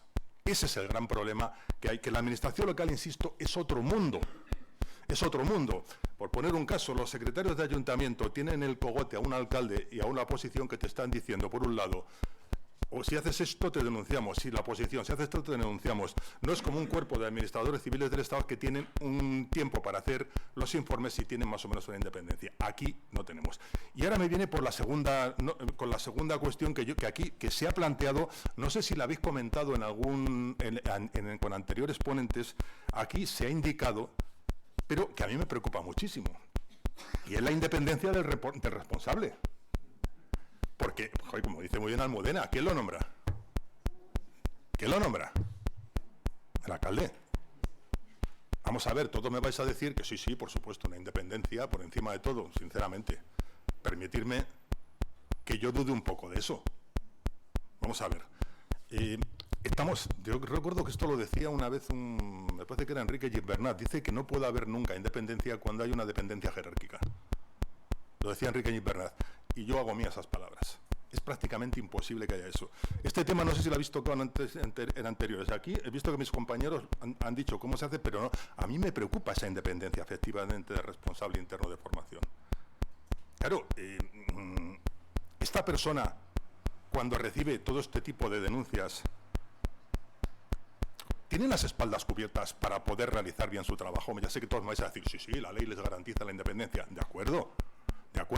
Pero, hombre, ya los que llevamos unos cuantos años en la administración local sabemos lo que significa esto. Sabemos lo que significa esto. Hombre, evidentemente, no sé si ha sido Gustavo o ha sido Almudena, que ha dicho que tiene que tener autonomía y una asepsia absoluta. Hombre, sí. Pero como ha dicho Almudena muy bien, dejémonos de historias. Getafe es un ayuntamiento de 199.000 habitantes. Vamos a ver. Aunque sea un municipio de gran población, cuando hay una denuncia, sabemos todos dónde ha venido la denuncia. Un ayuntamiento no es un ministerio. De acuerdo que Getafe no es lo mismo que el ayuntamiento donde está Almudena, pero todo allí se organiza con grupos de presión, grupos de poder, grupos que están intentando medrar, y todos sabemos cuando vienen denuncias de dónde vienen. Se ha intentado, no os digo nada, y esto me viene con la ley de transparencia. Con la ley de transparencia se ha estado utilizando para hacer daño a determinadas personas. Aquí, en este tema, ha vuelto a ocurrir lo mismo. Creo que va a ocurrir lo mismo. En fin, yo quiero llamar la atención también de la importancia del responsable interno de formación. Que esa independencia que tenga. En fin, lo dejo ahí para si queréis hacemos un debate bastante curioso. La tercera cuestión, os voy a abordar 4 cuestiones nada más, que creo que mejor yo lo que quería, como sabéis que es mi normal provocar, creo que lo estoy consiguiendo y voy a seguir provocando en 2 cosas más. Vamos a ver, el estatuto del denunciante y del denunciado. Bien, a mí esto me parece realmente muy peligroso. Vamos a empezar con el estatuto del denunciante. Vamos a ver, yo parto de la base, insisto, de que es muy difícil garantizar el anonimato. A lo mejor en la administración del Estado autonómica puede. En un ayuntamiento es prácticamente imposible. Y eso que mira que se utilizan denunciantes interpuestos. Pero vamos a ver, es que incluso aunque sea la denuncia anónima, aunque la dejes en el buzón, el examen que se ha hecho de técnico de administración general, hay filtraciones. Y me he enterado que el secretario de ese tribunal ha filtrado el examen a 3 personas ahí determinadas. Eso lo hace una serie de personas. Aunque sea así, yo os puedo decir que este tipo de denuncias han llegado porque han llegado a anónimas, lo que pasa es que no se les daba curso. Pero todos sabíamos, ya llevo muchos años en esto y he estado en 20.000 ayuntamientos, todos sabíamos de dónde venía ese denunciante. Protección no hay. Bien es cierto que lógicamente, como ha dicho Gustavo, efectivamente la figura del denunciante tiene que estar especialmente protegida. De acuerdo. Pero yo vuelvo a decir lo mismo. En mi experiencia, las personas que denuncian no suelen tener intereses realmente éticos de luchar contra la corrupción. Tienen intereses de fastidiar a la gente. Pero lo digo, y es más, yo me puedo encontrar con personas, es decir, ya son muchos años de profesión. Personas con un compromiso ético muy pocas. Es decir, que con los dedos de la mano me sobran. Y todas las denuncias que se han realizado sobre este tema han venido por ahí. Pero claro, dentro del estatuto del denunciante, a mí también me preocupa el estatuto del denunciado. De acuerdo que hay mucha corrupción dentro de la administración, ha habido o habrá. Pero claro, evidentemente, un anónimo que diga que, por ejemplo, yo mismo he estado en un tribunal de oposiciones y he filtrado 37, bueno, aquí estamos 2 miembros de un tribunal, de secretarios, 2 miembros, que lógicamente cuando siempre nos dan cera de que estamos fomentando el intrusismo porque suspendemos a muchas... Bueno, vale, sí, toda esta historia. Pues tú imagínate que en esas redes, bueno, que en un canal dice que el Almudena y Pedro Bocos han filtrado el examen a 37... Claro, evidentemente, aquí estamos, bueno, el INAP tiene una cierta autonomía, pero imaginaos un ayuntamiento que el representante coja esta denuncia. Claro, decía Gustavo la famosa línea roja. Pero ¿dónde llega esa familia, esa línea roja? ¿Hasta dónde tienes que investigar? Y tú, como denunciado, no te estás enterando de nada. Sí, llegará un momento en que, lógicamente, te van a pasar toda la información, ¿de acuerdo? Pero claro, yo como denunciado, el otro día, preparándome esta reunión, me acordaba, alguno me vas a decir, pero no tiene nada que ver con esto, ¿de acuerdo? No tiene nada que ver. Pero me parece un precedente bastante curioso para lo que puede llegar a ser esta ley. No sé si la conocéis, una sentencia del Tribunal Supremo, hasta ahora, se venía denegando el acceso a la información reservada. Un ayuntamiento, cualquier administración, podía abrir un expediente podíais abriros un expediente reservado y vosotros no podíais acceder a él. Hasta ahora la Administración del Estado, con informes de abogado del Estado, del técnico de Administración de Cuerpo de Seguridad de Administración Civil del Estado, decían que no, que es que aún no tenían la consideración de interesado. Oiga, ¿cómo que no tengo la consideración de interesado? Si se me está diciendo que yo estuve filtrando no sé qué, que yo he estado cobrando mordidas por no sé qué, que yo he estado por no sé qué. Oiga, no, y el Supremo ha dicho el Supremo, que evidentemente tú tienes derecho, desde el momento que se está hablando de ti, a saber todo, a ver todo lo que está ocurriendo allí. ¿De acuerdo? El legislador dice muy claramente que no hay que filtrar el nombre del denunciante, nunca hay que filtrarlo. Pero claro, evidentemente yo ahí, con todos mis respetos, discrepo. Pero discrepo porque el denunciante, yo soy de los que piensa, seguramente estaré equivocado, que el denunciante tiene que apechugar con su responsabilidad a la hora de si quiere denunciar unos hechos. Es muy fácil tirar la piedra y esconder la mano. Ya sé que va en contra de la ley, sí, ya sé que lo sé, pero si estoy aquí es porque efectivamente quiero alzar la voz. Seguramente estaré equivocado, pero creo que aquí tenemos que hacer un debate y si venís a un curso no es para que os cuente yo un rollo de 1 hora y que estéis ahí, que luego durmáis. Quiero sacar aquí temas de reflexión, que seguramente cuando habléis me convenceréis de que estoy equivocado, de acuerdo, pero por lo menos me convenzo de haber realizado el debate. Y claro, me viene la segunda cuestión, me queda esta y paso ya al acoso laboral y ya acabo, ¿no? Es que quiero que habléis vosotros. Pero es que me queda la siguiente cuestión, que yo sé que habréis hablado, porque me parece que hay un profesor incluso que tenía una ponencia, el tema de las represalias. Yo me creo que haya alguien que sea honesto, que tenga intereses de limpieza, honestidad, de que los contratos salgan todos muy bien, que las oposiciones sean todas limpias, yo me lo creo. ¿Creéis que esa persona, que insisto que en la administración local todos nos conocemos, lo ha apuntado ya Almudena y lo reitero yo, ella en un pueblo pequeño, yo en un pueblo grande, que en Getafe también todo el mundo se conoce y sabe dónde vienen todos los tiros? Eso se sabe, pero en los ayuntamientos grandes tenemos una cosa además, no voy a decir que es un canal de denuncias, pero tenemos un canal privado de denuncias, que os voy a decir cuál es, los periódicos. Utilizan muchísimo los partidos políticos y las denuncias. Por ejemplo, el tribunal de no sé qué filtró preguntas no sé qué. Y claro, llega... entonces, ¿cómo hacen? Lo hacen muchos ciudadanos, partidos políticos, grupos políticos, personas independientes. Claro, tú imagínate que dicen de eso de mí. Yo voy, lo denuncio ante el juez, llega el director del diario que dice, me amparo en el secreto profesional. Bueno, pues esto que está ocurriendo aquí ya tenemos en los municipios grandes los periódicos y en las redes sociales no os digamos nada, es decir, que se puede hacer daño a alguien. Que se puede hacer daño a alguien de muchas formas. Y esa persona, digo, suponiendo que sea muy interesante, ¿creéis que no va a tener represalias? Hombre, cuando un secretario, un interventor hace unos informes en contra, ¿creéis que no hace unos represalias? ¡Hombre! Pero hay formas muy dúctiles de decirlo. Una cosa es lo que dice la ley, el legislador dice cosas muy bonitas, pero en el día a día no saben lo que es trabajar como estamos trabajando, digo, porque somos la gran mayoría de secretarios de administración local. Y ya acabo, que yo creo que está bastante gordo lo que digo. El tema de la canalización de este tipo, si podemos meter aquí las denuncias de acoso en el trabajo que sufrimos muchos funcionarios. Dice el artículo 2.1 de la ley que podemos denunciar infracciones de derecho laboral en seguridad y salud en el trabajo. En teoría, claro, aquí podría caber todas de acoso laboral fundamentalmente, que somos las que tenemos. No voy a entrar ya en las sexuales y en otras de tipo discriminatorio, que bueno, ya no voy a entrar. Pero vamos a ver, de los que estáis aquí, todos hemos sufrido discriminación de algún tipo, salvo que alguno me diga que no, que tiene mucha suerte porque es una persona maravillosa y los alcaldes y las alcaldesas le han ido muy bien. Vamos a ver, yo me he planteado con este tema ¿los secretarios podemos utilizar este sistema para denunciar esto? Claro, cuando según lo estaba pensando, me dice Almudena, en ayuntamientos pequeños no, porque tenemos que ser los secretarios los que tenemos que ser los responsables de todo esto. Pues lógicamente no es nuestro canal, pero venga, voy a poner un ayuntamiento grande como es Getafe.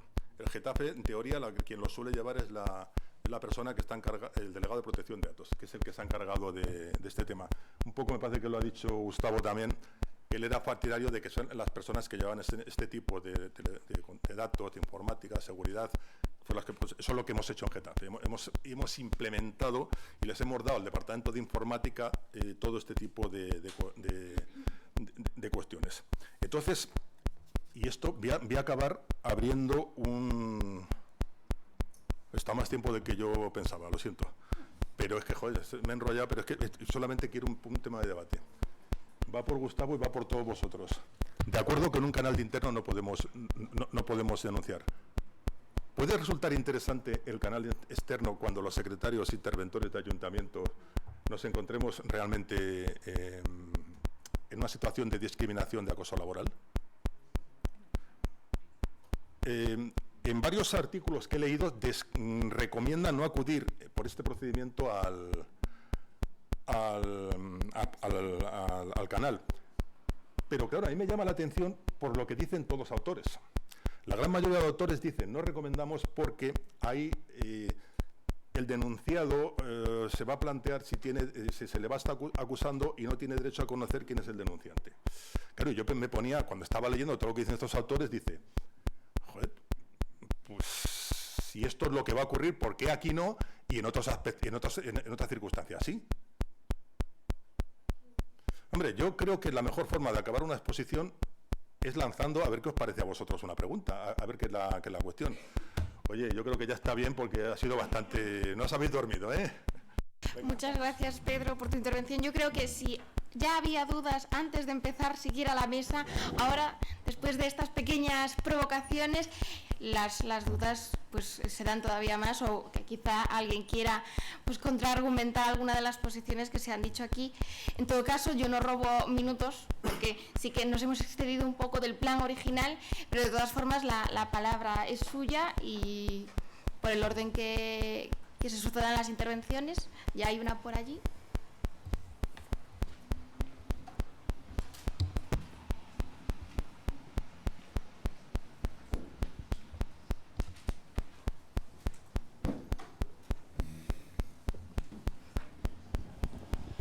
Gracias. Bueno, tengo muchas. Llevo ahora he estado un tiempo en una entidad supramunicipal, soy habilitada nacional, ahora estoy en un ayuntamiento muy pequeñito, un microayuntamiento de 500 habitantes, y claro, esto me parece ciencia ficción. O sea, cuando yo llego el jueves y le digo esto al alcalde, ¿qué hacemos? O sea, los que seáis habitantes pequeños entenderéis, ¿no? No vayas a ninguna formación más, ya tenemos suficientes problemas. Bueno, esto por un lado, ¿no? Y luego, bueno, una duda así técnica que me surgía en el procedimiento que comentaba Almudena. Sí. Almudena. Se aprueba por el alcalde, pero me surge la duda, porque no tiene un carácter reglamentario, es un procedimiento, pero no le damos el carácter reglamentario, por lo tanto no necesitamos ir al pleno como órgano de aprobación. Bien, es muy buena pregunta. Es que, claro, la ley no establece ninguna, como he indicado en mi exposición, ninguna especialidad. Lo remite a la ley 3915. Yo no lo he aprobado exactamente, lo he aprobado como un anexo al decreto de alcaldía. Es decir, el decreto de alcaldía lo que sí hace es aprobar, en primer lugar, la implantación del sistema y, en segundo lugar, designar al responsable.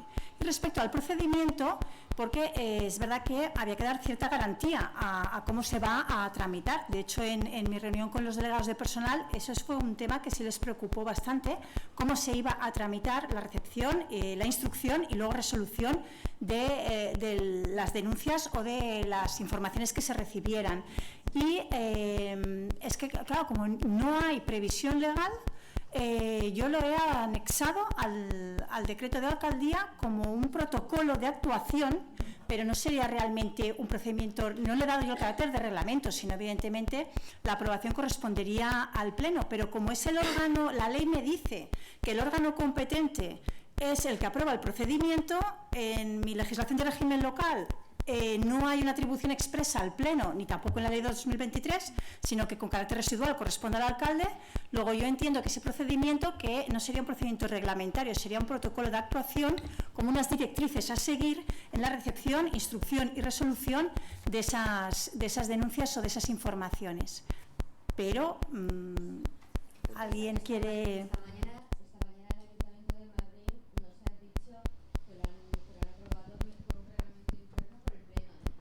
Os aporto experiencias porque esto fue objeto de mucho debate.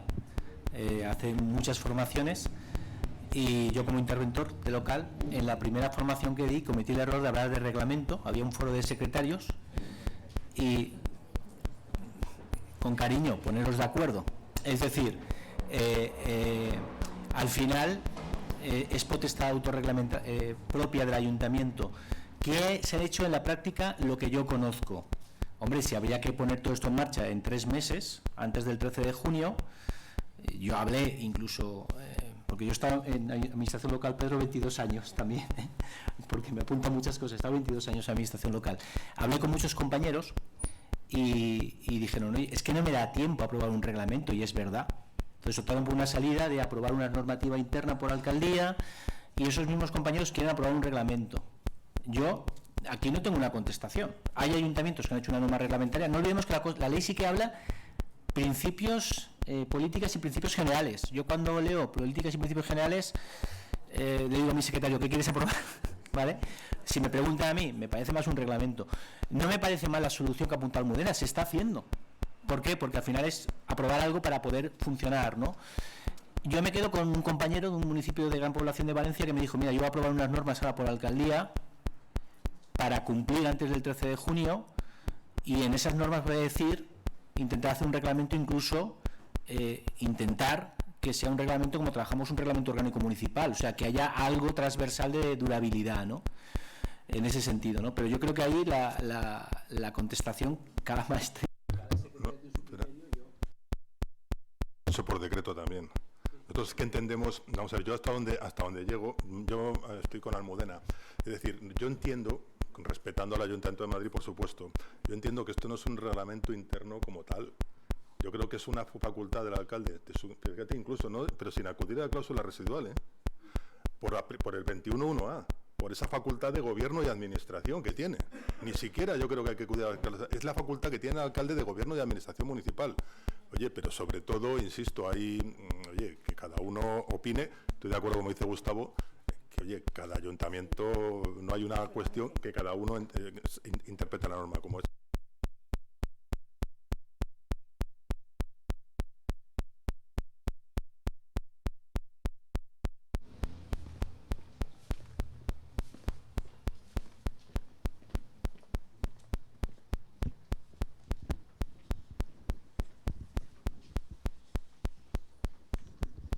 Bueno, en primer lugar, gracias a todos por las aportaciones que han dado. Y en concreto, un poco para Gustavo, quería ver si nos podía contar un poco las experiencias en cuanto a la profundidad de las investigaciones. Porque esta mañana nos han contado los magistrados que han estado que básicamente se tienen que limitar a una especie de trillaje. Entonces, si estamos diciendo que en función del ámbito de la ley, si es penal, tiene que ir a la Fiscalía, y si es infracción administrativa grave o muy grave, al órgano competente, entonces ¿qué le queda al sistema interno? Simplemente un trillaje y remitirlo al órgano correspondiente. Entonces, porque me ha parecido escuchar antes que hacían una propuesta al órgano, después de la investigación, que hacían una propuesta al órgano que iba a resolver. Es decir, experiencias del carácter, de la profundidad de la investigación y los límites que tiene, según nos han contado esta mañana. Yo cuento experiencias, pero claro, las voy a contar como autoridad externa, ¿no? Y la normativa ahí cambia un poquito, ¿no? Y aprovecho para algunas cuestiones que han surgido en el debate. Nos planteamos, y esto es una autocrítica, y hago un foro que lo hago siendo habilitado nacional, ¿no? Siempre hablamos de los medios y recursos, es verdad, y en la dificultad de afrontar nuevas leyes, y es verdad lo que ha dicho la compañera de ciencia ficción, no lo comparto. Esto ya lo oí yo con la normativa de transparencias y con la Ley Orgánica de Estabilidad Presupuestaria. Yo estaba de interventor y empezamos a hablar de coste efectivo de los servicios, remisión de información, precio medio.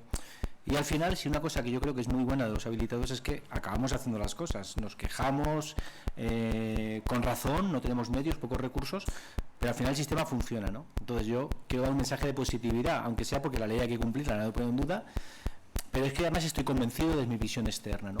Quería apuntar un tema muy importante, coste-beneficio. Es cierto que tenemos que aplicar recursos para esto, es cierto. Yo creo que pocos. Creo que pocos porque utilizamos software libre, al menos nosotros, en ese sentido, ¿no? ¿Hemos parado a pensar los recursos públicos que igual se nos están escapando en un ayuntamiento mediano? Nosotros publicamos, y paso a contestarte enseguida con casos concretos, publicamos un dato importante de modelos anglosajones, que es cuantificamos al céntimo los importes recuperables. No tenemos potestad ejecutiva. La ley no nos pone potestad ejecutiva. Me gustaría, o no sé si ya sería demasiado, ¿no? Pero hay investigaciones que nosotros le decimos a una administración, en nuestra opinión, de manera motivada, evidentemente, que igual es un acto nulo pleno derecho que hace una revisión de oficio, que igual, y cuantificamos importes recuperables, ¿no? La Agencia Valenciana Antifraude tenéis publicado las memorias.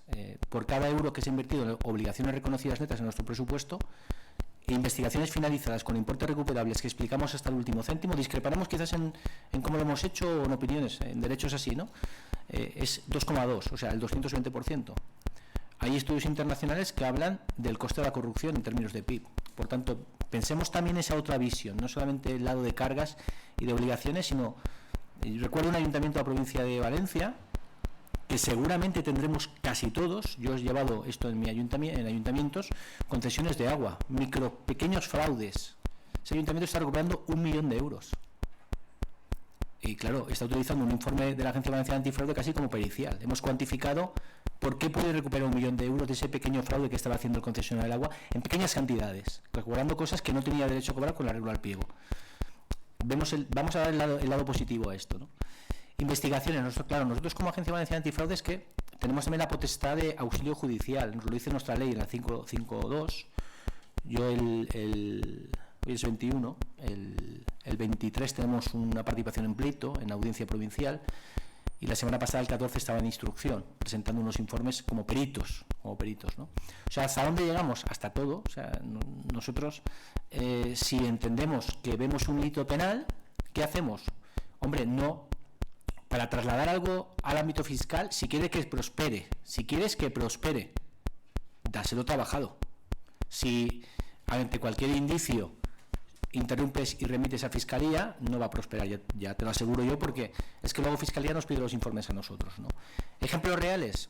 Pues mira, nosotros hemos remitido a un juzgado de instrucción una falsedad documental. Un alcalde, venido arriba, en una investigación administrativa, de estos alcaldes que no emiten ninguna crítica, que donde dijo Diego, y modificó con el Acrobat Adobe una resolución de alcaldía con un par de narices sin modificar el CSV. Y a un órgano de control externo le dijo, no, oiga usted, es que esto no era así, es que era de otra manera. Pues eso acabó en un juzgado de instrucción, por una falsedad en documento público. Otros casos importantes en materia de personal. No sé si habéis seguido los de Sevilla, lo que ha pasado con la policía local en Andalucía. Nosotros hemos acabado una investigación en un municipio de Alicante, donde hemos detectado, lo digo por poner en valor lo que podemos hacer, hemos detectado 5 agentes de policía local que accedieron en el 2003 y en el 2006, 20 y 17 años, con autoridad y arma reglamentaria, falsificando los títulos.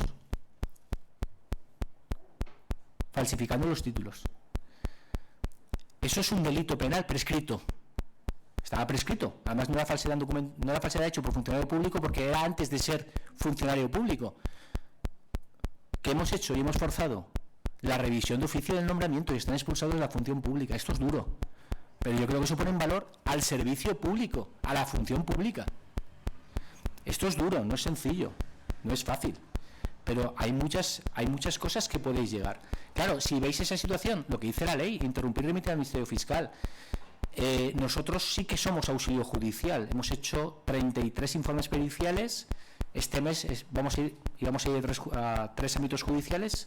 Se ha suspendido un procedimiento, pero ya sé que esto es duro, pero es que, no sé, somos funcionarios de carrera, nosotros somos un órgano de control externo, lo puedo decir con más fuerza, ¿no? Pero el sistema interno lo que quiere es, por lo menos, poner bandera roja. Yo creo que al final, ¿qué es la ética? Yo creo que la ética es, y no es una frase mía, cómo te comportas cuando no te mira nadie. Entonces, al final, ¿qué estamos haciendo? Poniendo banderas, poniendo controles, poniendo mecanismos que la gente comunique cosas. En la práctica, hay un uso a veces politizado de las denuncias, cierto, sin lugar a dudas. ¿Se inadmiten y se archivan? Nos pasa, y cuando llegan a elecciones, todavía más. Y bueno, paro de hablar porque que hable los compañeros. ¿Sí?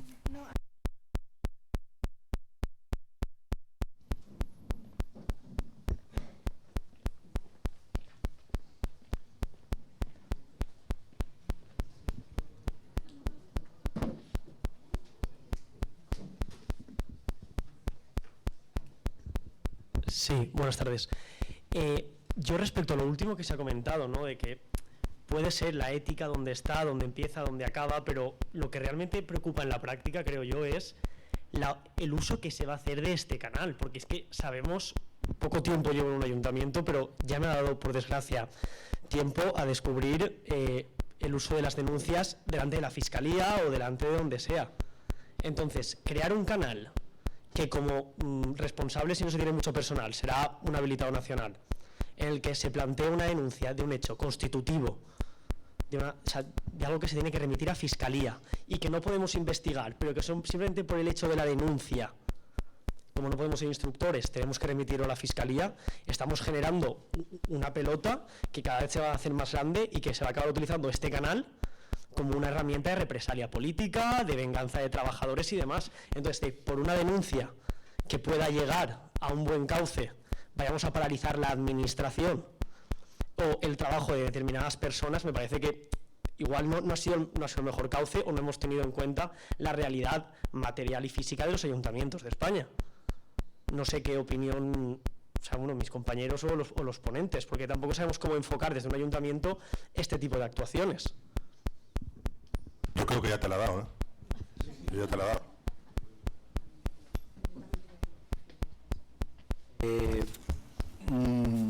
Vamos a ver. Yo eso respondería. Hace muchos años estaba en un colegio de secretarios interventores en la Junta Directiva y vino la fiscal general, la fiscal provincial jefa, y planteó a la Junta Directiva: nos están llegando muchísimas denuncias de la administración local. Necesitamos colaboración, porque no entendemos muchas veces los expedientes administrativos que nos están denunciando. Y en ese momento valoramos una junta directiva y nos dimos cuenta de muchas cosas. Primero nos dimos cuenta, no os conocen los fiscales, no saben lo que es un secretario de un interventor los fiscales, no lo saben, ¿eh? Los fiscales anticorrupción no saben lo que es un secretario de un interventor. Y entonces nos dimos cuenta que esa colaboración era necesaria incluso como autoprotección del colectivo. Es decir, si hay una denuncia de un ayuntamiento, el interventor, el secretario, seguramente va a acabar declarando casi con toda seguridad. Pues igual es mejor que declare como responsable del sistema interno de información, habiendo derivado de la Fiscalía el tema, que no llegue a Fiscalía por detrás y acabe de otra manera, ¿no? Yo te hablo de experiencias prácticas. La realidad que tenemos nosotros, la administración local es la más numerosa. La mayor número de denuncias es la administración local. Denuncias de carácter político, de relaciones interpersonales, nos entran y las archivamos porque no tenemos... O sea, una cosa, el acoso laboral. Oye, el acoso laboral o el acoso sexual, hay que ir a denunciarlo donde hay que denunciarlo. Y otra cosa es que yo denuncie que me llevo mal con el administrativo, que me mira mal, o que el secretario es un perro verde. Oiga, eso no es un acoso laboral. Eso es una mala relación interpersonal. No tiene nada que ver. Quiero decirte que todo esto va a suceder. Sí que puede suceder, pero, jolines, si sucede, tener las garantías de que lo va a resolver de manera objetiva. Claro, se ha dicho antes por una cosa muy importante, y eso es cierto. Y yo lo he dicho, el concepto de autoritas, porque me lo creo. Es decir, nosotros tenemos en la página web, por si os interesa, 36 preguntas y respuestas sobre los sistemas internos de información. Preguntas y respuestas que surgen, tenemos un canal telefónico de atención a con ayuntamientos, que surge, es un recopilatorio de lo que nos han preguntado y lo que hemos respondido, ¿no? Por si sirve, ¿vale? Hubo una administración que preguntó lo que quería el alcalde, que era nombrar un personal eventual de confianza política. El artículo 8 no dice que no pueda ser. Evidentemente, si el alcalde nombra al responsable del sistema de información un eventual de confianza política, no hace falta hablar mucho más, ¿vale? Ahora, a partir de ahí, ¿qué creo yo? Ningún denunciante que no esté politizado va a utilizar el sistema interno de información. Es mi opinión. Igual estoy equivocado, ¿no? Entonces, yo quiero dar el carácter positivo de todo lo que se quiere hacer y pensemos que estamos en una mejora de integridad pública. Sí que hay denunciantes que creen en esto y se han jugado mucho. Antes he hablado del apoyo financiero, del apoyo psicológico, y la profesora ha comentado la licitación que hemos sacado nosotros del apoyo psicológico. El apoyo psicológico al denunciante protegido es vital. Lo pasa muy mal. Y tenemos habilitados nacionales protegidos, porque los secretarios de interventores lo pasan muy mal. Yo creo que todas esas estructuras ayudan, mejoran. Yo solamente os digo una cosa, he estado 21 años como interventor en ayuntamientos. Prefiero liderar estas circunstancias y estar en primera fila, aunque sea una mayor carga, una mayor responsabilidad, que me vengan impuestas y además se instrumentalice políticamente. Eso ya cada uno lo tiene que valorar en ese sentido, ¿no? Yo creo que sirve, creo que está ayudando. La experiencia real, con casos reales, también de secretarios, y yo se lo he dicho, oye, utilizarnos. Nuestra idea no es que el responsable del sistema interno de información sea en una isla, en un ayuntamiento. Para eso hemos creado un registro de responsable del sistema interno de información en la autoridad externa. Nuestra idea de futuro es dar formación a los responsables del sistema interno de información, dirigirnos a los ayuntamientos para decirle, este señor está visualizado, apoyado por una agencia externa. Nos ha llegado ya casos de compañeros, de secretarios, en este caso un secretario interventor, que nos dijo, oye, le he dicho al alcalde que como si quisiese así se va a denunciar a la Agencia Valenciana Antifraude. Y ha renunciado de momento a hacerlo. Pues oye, bienvenido sea. Quiero decirte que todo esto al final hay que verlo desde el punto de vista positivo. No es fácil, no os voy a engañar, no es fácil. Pero yo recuerdo cuando entró en vigor la Ley Orgánica de Estabilidad Presupuestaria, la reunión que tuve yo con compañeros interventores. Un poco más y estábamos manifestándonos aquí, los habilitados nacionales. Al final salió todo. Difícil, complicado. ¿Coste efectivo de los servicios? ¿Hay algún interventor aquí? ¿La información que da del coste efectivo de los servicios? ¿Alguien se la cree realmente? Pues bueno, poco a poco, ¿no? Y hay ayuntamientos que tienen contabilidad analítica. El Ayuntamiento de Madrid tiene una oficina municipal, creo que ha estado Carlos Granados aquí también en las jornadas. El Ayuntamiento de Madrid tiene una oficina municipal. El Ayuntamiento de Barcelona tiene una oficina. Esos ayuntamientos muy grandes, ¿no? Pero yo creo que esto sí que debe servir y sí que hay que pensar en ello. Yo tengo muchas aportaciones, pero creo que es mejor que habléis vosotros. Y si no, os quería dar el resultado de lo que han contestado compañeros en otras formaciones. Creo que es interesante y puede motivar, pero lo dejo a vuestro criterio. Sí, yo quería agradecer a los ponentes, estoy aquí atrás al final. Hola. Quería agradecer a los ponentes las intervenciones. Me parece muy interesante que nos haya compartido que hay un software libre para se supone que podemos disponer de él, si nos lo facilita. Gustavo, ya nos lo aclararás cómo podemos acceder a ello. Y yo quería hacer simplemente dos reflexiones de todo lo que he oído todo el día, porque por un lado es verdad que no había oído ninguna crítica hacia la independencia, que me uno por tanto con mi compañero, yo también soy secretario. Me parece que es el punto clave desde el momento en que el responsable de la implementación es el propio representante legal, por tanto el alcalde, el que tanto determina cómo se va a desarrollar esa implementación y tiene que determinar qué personas son los responsables del sistema. Me parece que ya es un fallo inicial un poco difícil de subsanar, sea de 500 habitantes el municipio o sea de 190.000. Eso me parece como muy flojo, ¿no? Toda la visión de mejora que nos expone Gustavo responde a todos los controles que ejercen organismos que se dedican a ese control y que tienen unas facultades. Pero también me uno con el otro compañero, que es la otra reflexión del día, y a mí no me queda nada claro después de todo el día oyendo a gente entre la intervención que, por ejemplo, ha hecho el señor Granados de Madrid a la intervención que hemos escuchado del profesor Caamaño, que precisamente ha defendido que no es un procedimiento normalizado lo que se tiene que hacer, ha aludido a la palabra de triaje, en el sentido que aquí también sí que hay que reconocer cierta capacidad de autoentendimiento, autorregulación de cómo vamos a desarrollar esos protocolos de los procedimientos para desarrollar ese control interno, y no está determinado. Por eso mucha gente a lo mejor hará un reglamento y otros harán pues eso, un pequeño protocolo en un decreto. Esa capacidad no está determinada, que alguien esté bien o está mal, estará bien según qué capacidad haya determinado cada municipio. Pero claro, es verdad que todos tendríamos que tener por lo menos una idea clara cuál es el alcance que tiene esa investigación, porque ya en la segunda intervención de Caamaño, que por eso nos ha llamado la atención al oídos, era que precisamente nos decía que es que no tenemos que hacer labor no tenemos que convertir ese procedimiento en un procedimiento sancionador. Entonces, claro, hay muchas tentaciones de convertirlo, porque tendemos a ello, a reproducir los procedimientos que tenemos en la cabeza, ¿no?, cuando nos llega una denuncia. Entonces, quería un poco, sobre todo, incidir en este alcance de qué haríais, ¿no?, en este procedimiento, ¿no?, para no excedernos y, bueno, no sé, según este espíritu que entendéis que tiene la ley, porque yo creo que ahí está mucho la clave, ¿no?, de qué labor concreta hay que hacer. Si quedarnos simplemente con un organismo que, oye, o es un delito me voy a Fiscalía, o aquí simplemente es una medida muy concreta, ¿no?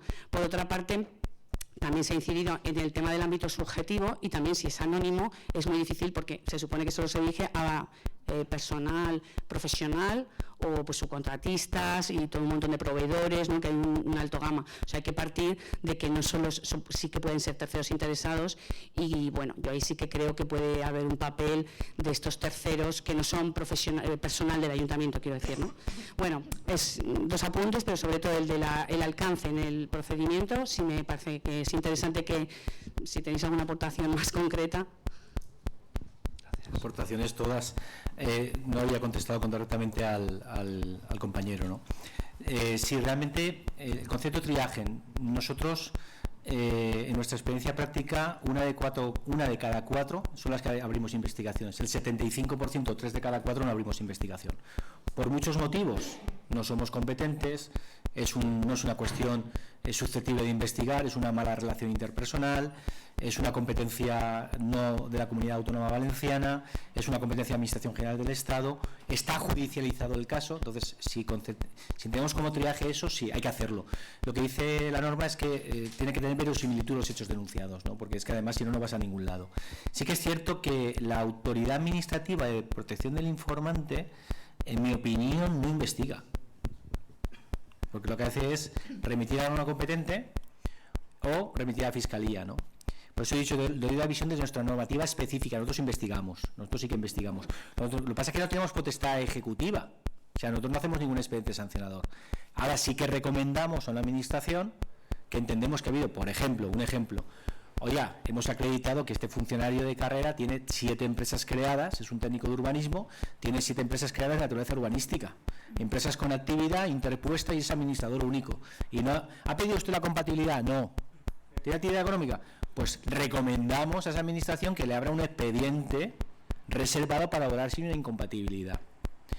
¿Eso es malo? Hombre, yo creo que si la administración está permitiendo esto, pues le interesará que no se produzca, en mi opinión, ¿no?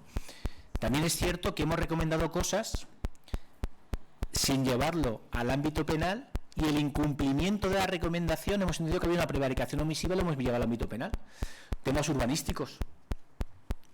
Oiga, esto es una infracción urbanística en suelo no urbanizable, ilegalizable, que incumple todos los parámetros de sus normativas de plan general, todos.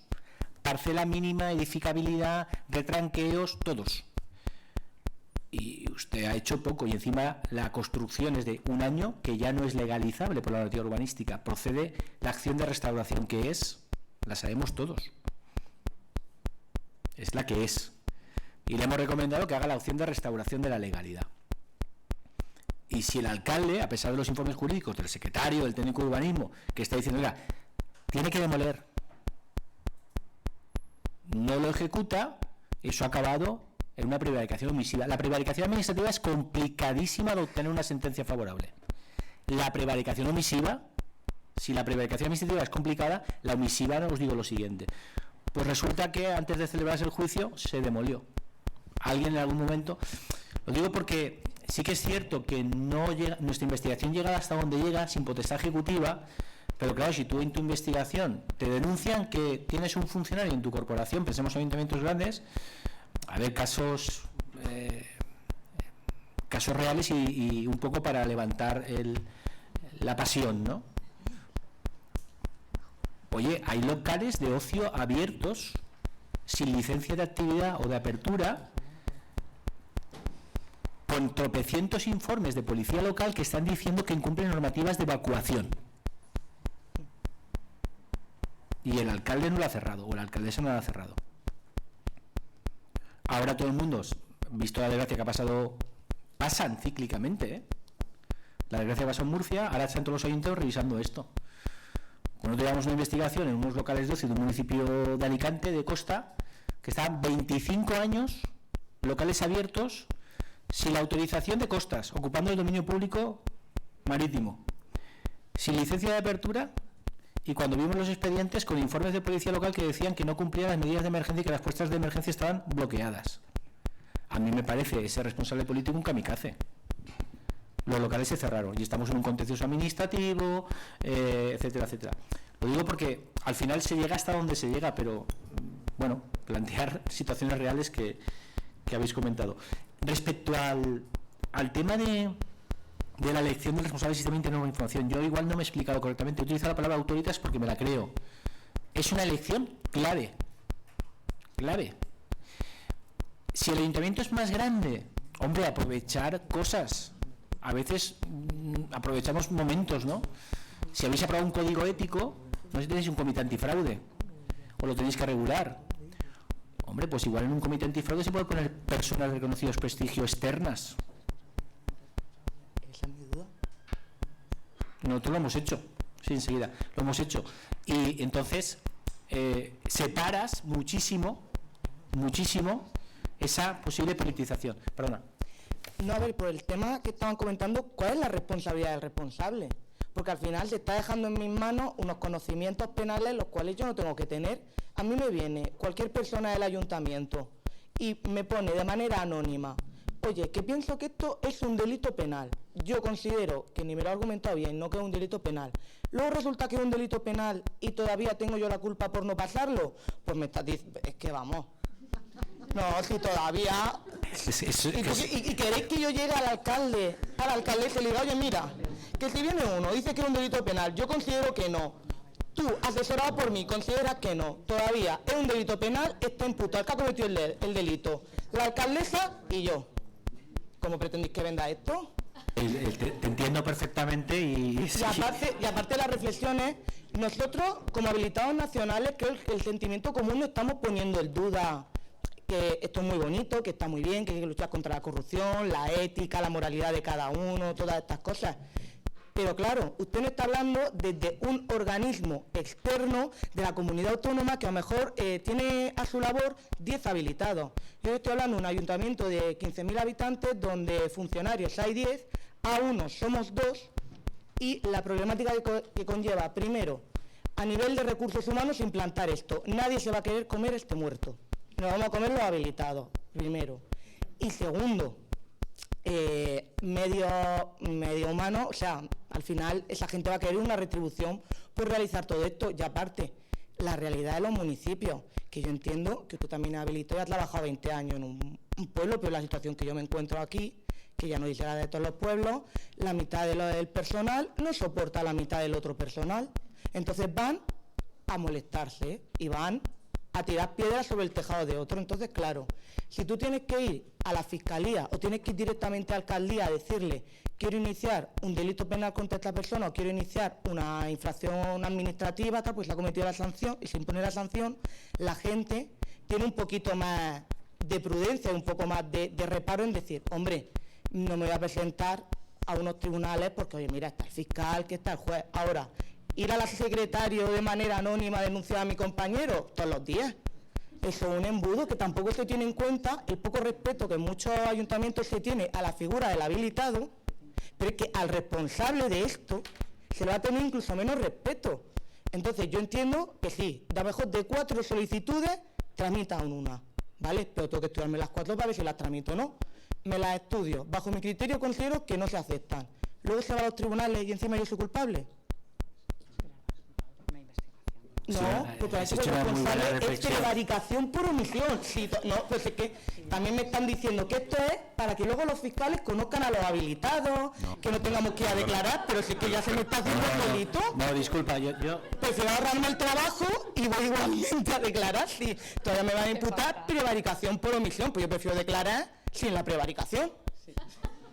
15 segundos nada más y ahora te doy. Sí, un apunte solo para apuntar lo de mi amiga. Yo es que también quiero insistir en esto de si tenemos que investigar o no. Esa es la clave del tema que planteaba otra vez con lo del triaje. Es que por eso dice, porque si no hay que investigar, no pasará nada. Y si hay que investigar, nosotros no tenemos esa facultad externa. Tienes que analizar la denuncia.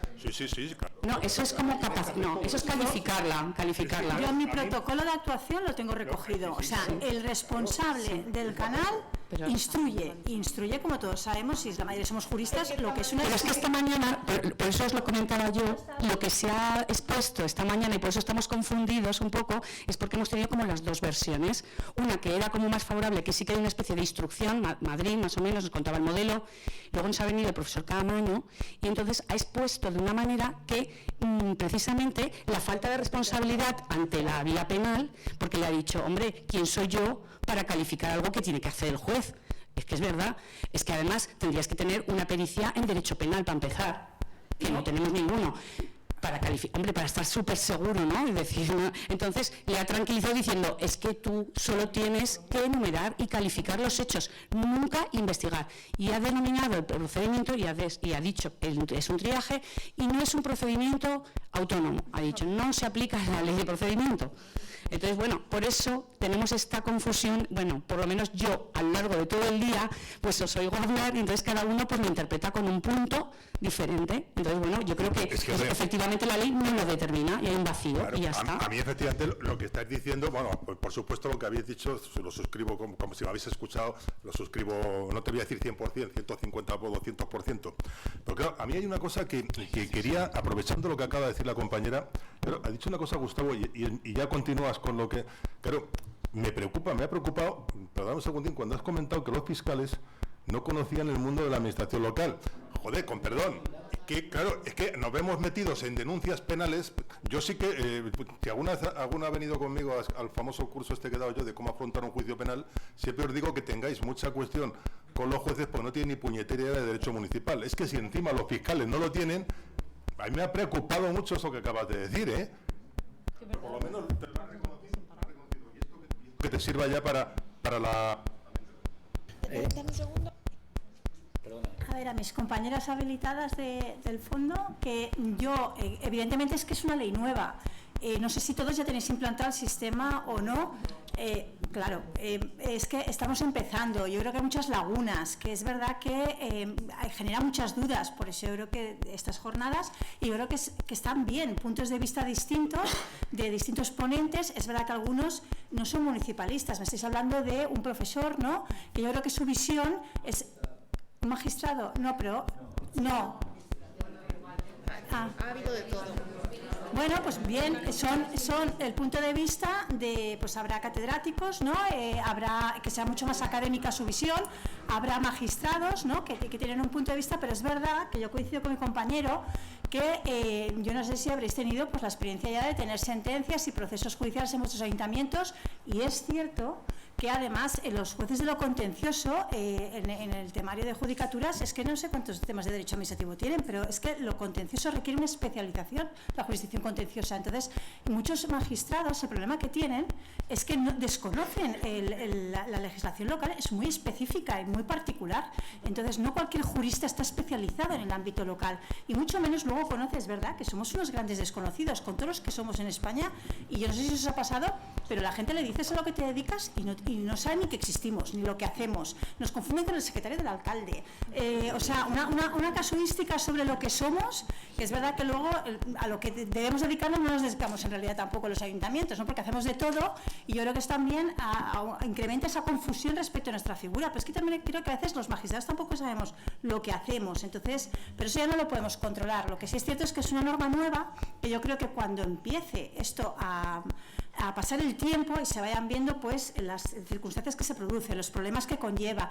Imagino que esto se irá depurando o que se podrá ir solucionando los problemas que ahora estamos viendo, que cuántos ponentes hemos pasado hoy por aquí en un solo día, y supongo que ya os han dicho cuestiones distintas, incluso contradictorias, ¿no? En cualquier caso, yo entiendo, y así lo haré en mi ayuntamiento, salvo que se corrija, bueno, ahora tenemos las famosas circulares que interpretan normas, ¿no? Y salvo que me llegue una circular del Ministerio donde reinterpreta la ley y me dice que, pues yo entiendo que debo, y sé que es tirarme piedras contra mi propio tejado como habilitada, pero yo entiendo que debo instruir, y que la ley sí que dice en el ámbito privado que debe ser responsable del sistema alguien que tenga encomendado, claro, con buen criterio, el asesoramiento jurídico. Por lo tanto, yo en mi exposición he indicado que debería ser, o bien en los ayuntamientos grandes, un servicio jurídico o un técnico A1 que tenga conocimientos jurídicos, y si no, el habilitado que tiene encomendado el asesoramiento jurídico, y por lo tanto uno con una mínima base de derecho penal sabe o puede intuir, y ante la duda todo al fiscal. Es decir, ante la duda, que después de instruir, si algo creemos que puede ser o tener indicios, pues que colapsamos la fiscalía, pues que modifique la ley. Pero yo evidentemente lo que no me voy es arriesgar a que luego yo me digan que he prevaricado por omisión porque no he remitido a la Fiscalía algo que era posiblemente constitutivo, que había indicios de delito. Yo lo que voy a hacer es todo, hombre, todo no, entiéndanme, pero que todo aquello que pueda generarme una duda, yo no voy a quedar con la duda, yo lo remito a Fiscalía, y que sea Fiscalía la que tome la decisión, pero no puede el habilitado al final responsabilizarse de forma subsidiaria no haber interpuesto esa denuncia ante la Fiscalía. No. Todo no, cuando haya, porque evidentemente hay cuestiones que evidentemente no son penales.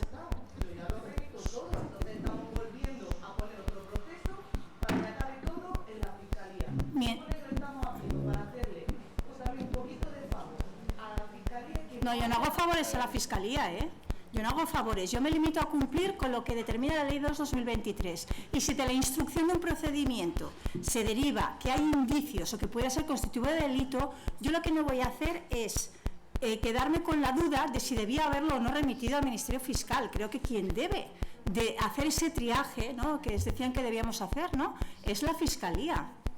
Yo creo que todos los juristas sabemos cuando algo es o no, o puede tener un indicio de carácter delictivo. Hay cosas, evidentemente, que no tienen nunca un carácter delictivo en la Administración y que son infracciones administrativas. Yo creo que todos sabemos distinguirlo, y cuando no sepamos distinguirlo, más que nada por salvar nuestra responsabilidad, yo lo que haré será remitirlo a la Fiscalía para que ella archive la actuación y no haya ninguna responsabilidad por parte de la habilitada. Por sacar alguna conclusión clara, hay que instruir y hay que motivar una decisión. Yo os he dicho siempre que es muy importante una línea estratégica de la normativa interna. A esas lagunas que hay en la ley habrá que regularlas. Luego, una segunda cuestión. Lo que queremos hacer la Agencia Valenciana Antifraude es crear una red. O sea, los responsables del Sistema Interno de Información no van a estar solos en la Comunidad Valenciana. Va a estar la autoridad. En un futuro tendréis una autoridad independiente de protección del informante. En un futuro. La idea es que un responsable de un Sistema Interno de Información, cuando tenga una duda, acuda a la autoridad externa. ¿Qué va a hacer el responsable del Sistema Interno de Información? Lo que tenga claro, que no procede a hacer nada, archivará o inhabilitará.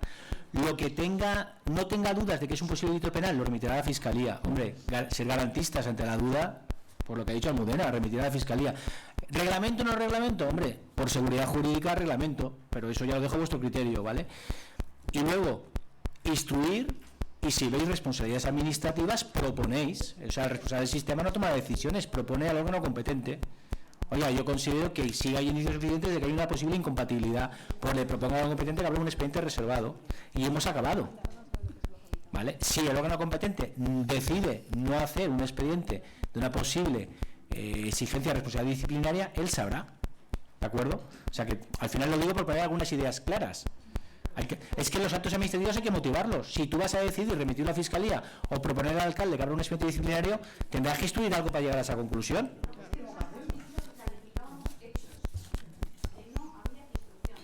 Yo no lo veo así. Yo particularmente no lo veo así. Pero bueno.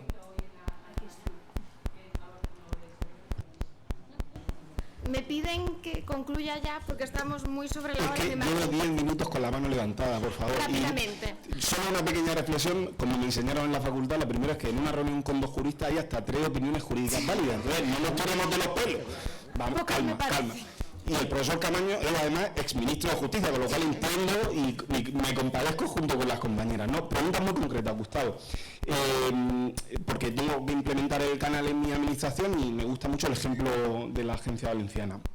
Primero, en cuanto al procedimiento de gestión interno, digamos que podría más o menos copiar el que seguís vosotros, que al final es el que establece la ley, es decir, con la fase de análisis y la fase de instrucción. Lo deja muy abierto a la ley, pero la primera pregunta es si podría hacer algo similar.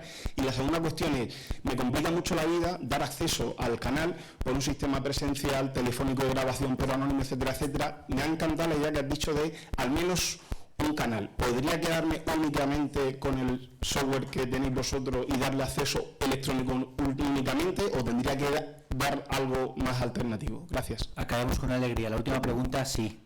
Porque las autoridades externas, el derecho lo tiene el denunciante y puede decidir él si va a hacer una denuncia verbal o escrita, pero en el sistema interno de información la opción es de la administración y es la que opta si es una denuncia escrita o verbal o de las dos maneras. Por tanto, un canal interno electrónico que no permita denuncias verbales es legal, ¿vale? El sistema interno de información que hemos aprobado nosotros lo tenéis publicado en el Diario Oficial de la Unidad Valenciana el 28 de junio del 2023 en el número 9627. Es uno de los que están publicados. Hay otros modelos de sistemas internos, ¿de acuerdo? Si os sirve, ahí lo tenéis. Y poco más que añadir. Gracias a todos. Bueno, y ánimo. Con esto yo creo que podemos dar por concluida la jornada de hoy. De todas formas, os animo a que mañana en la mesa de experiencias pues sigan planteando las preguntas, porque tendrán a otros 4 profesionales que pueden darles otras 4 opiniones. No sabremos si iguales o distintas. Hasta mañana.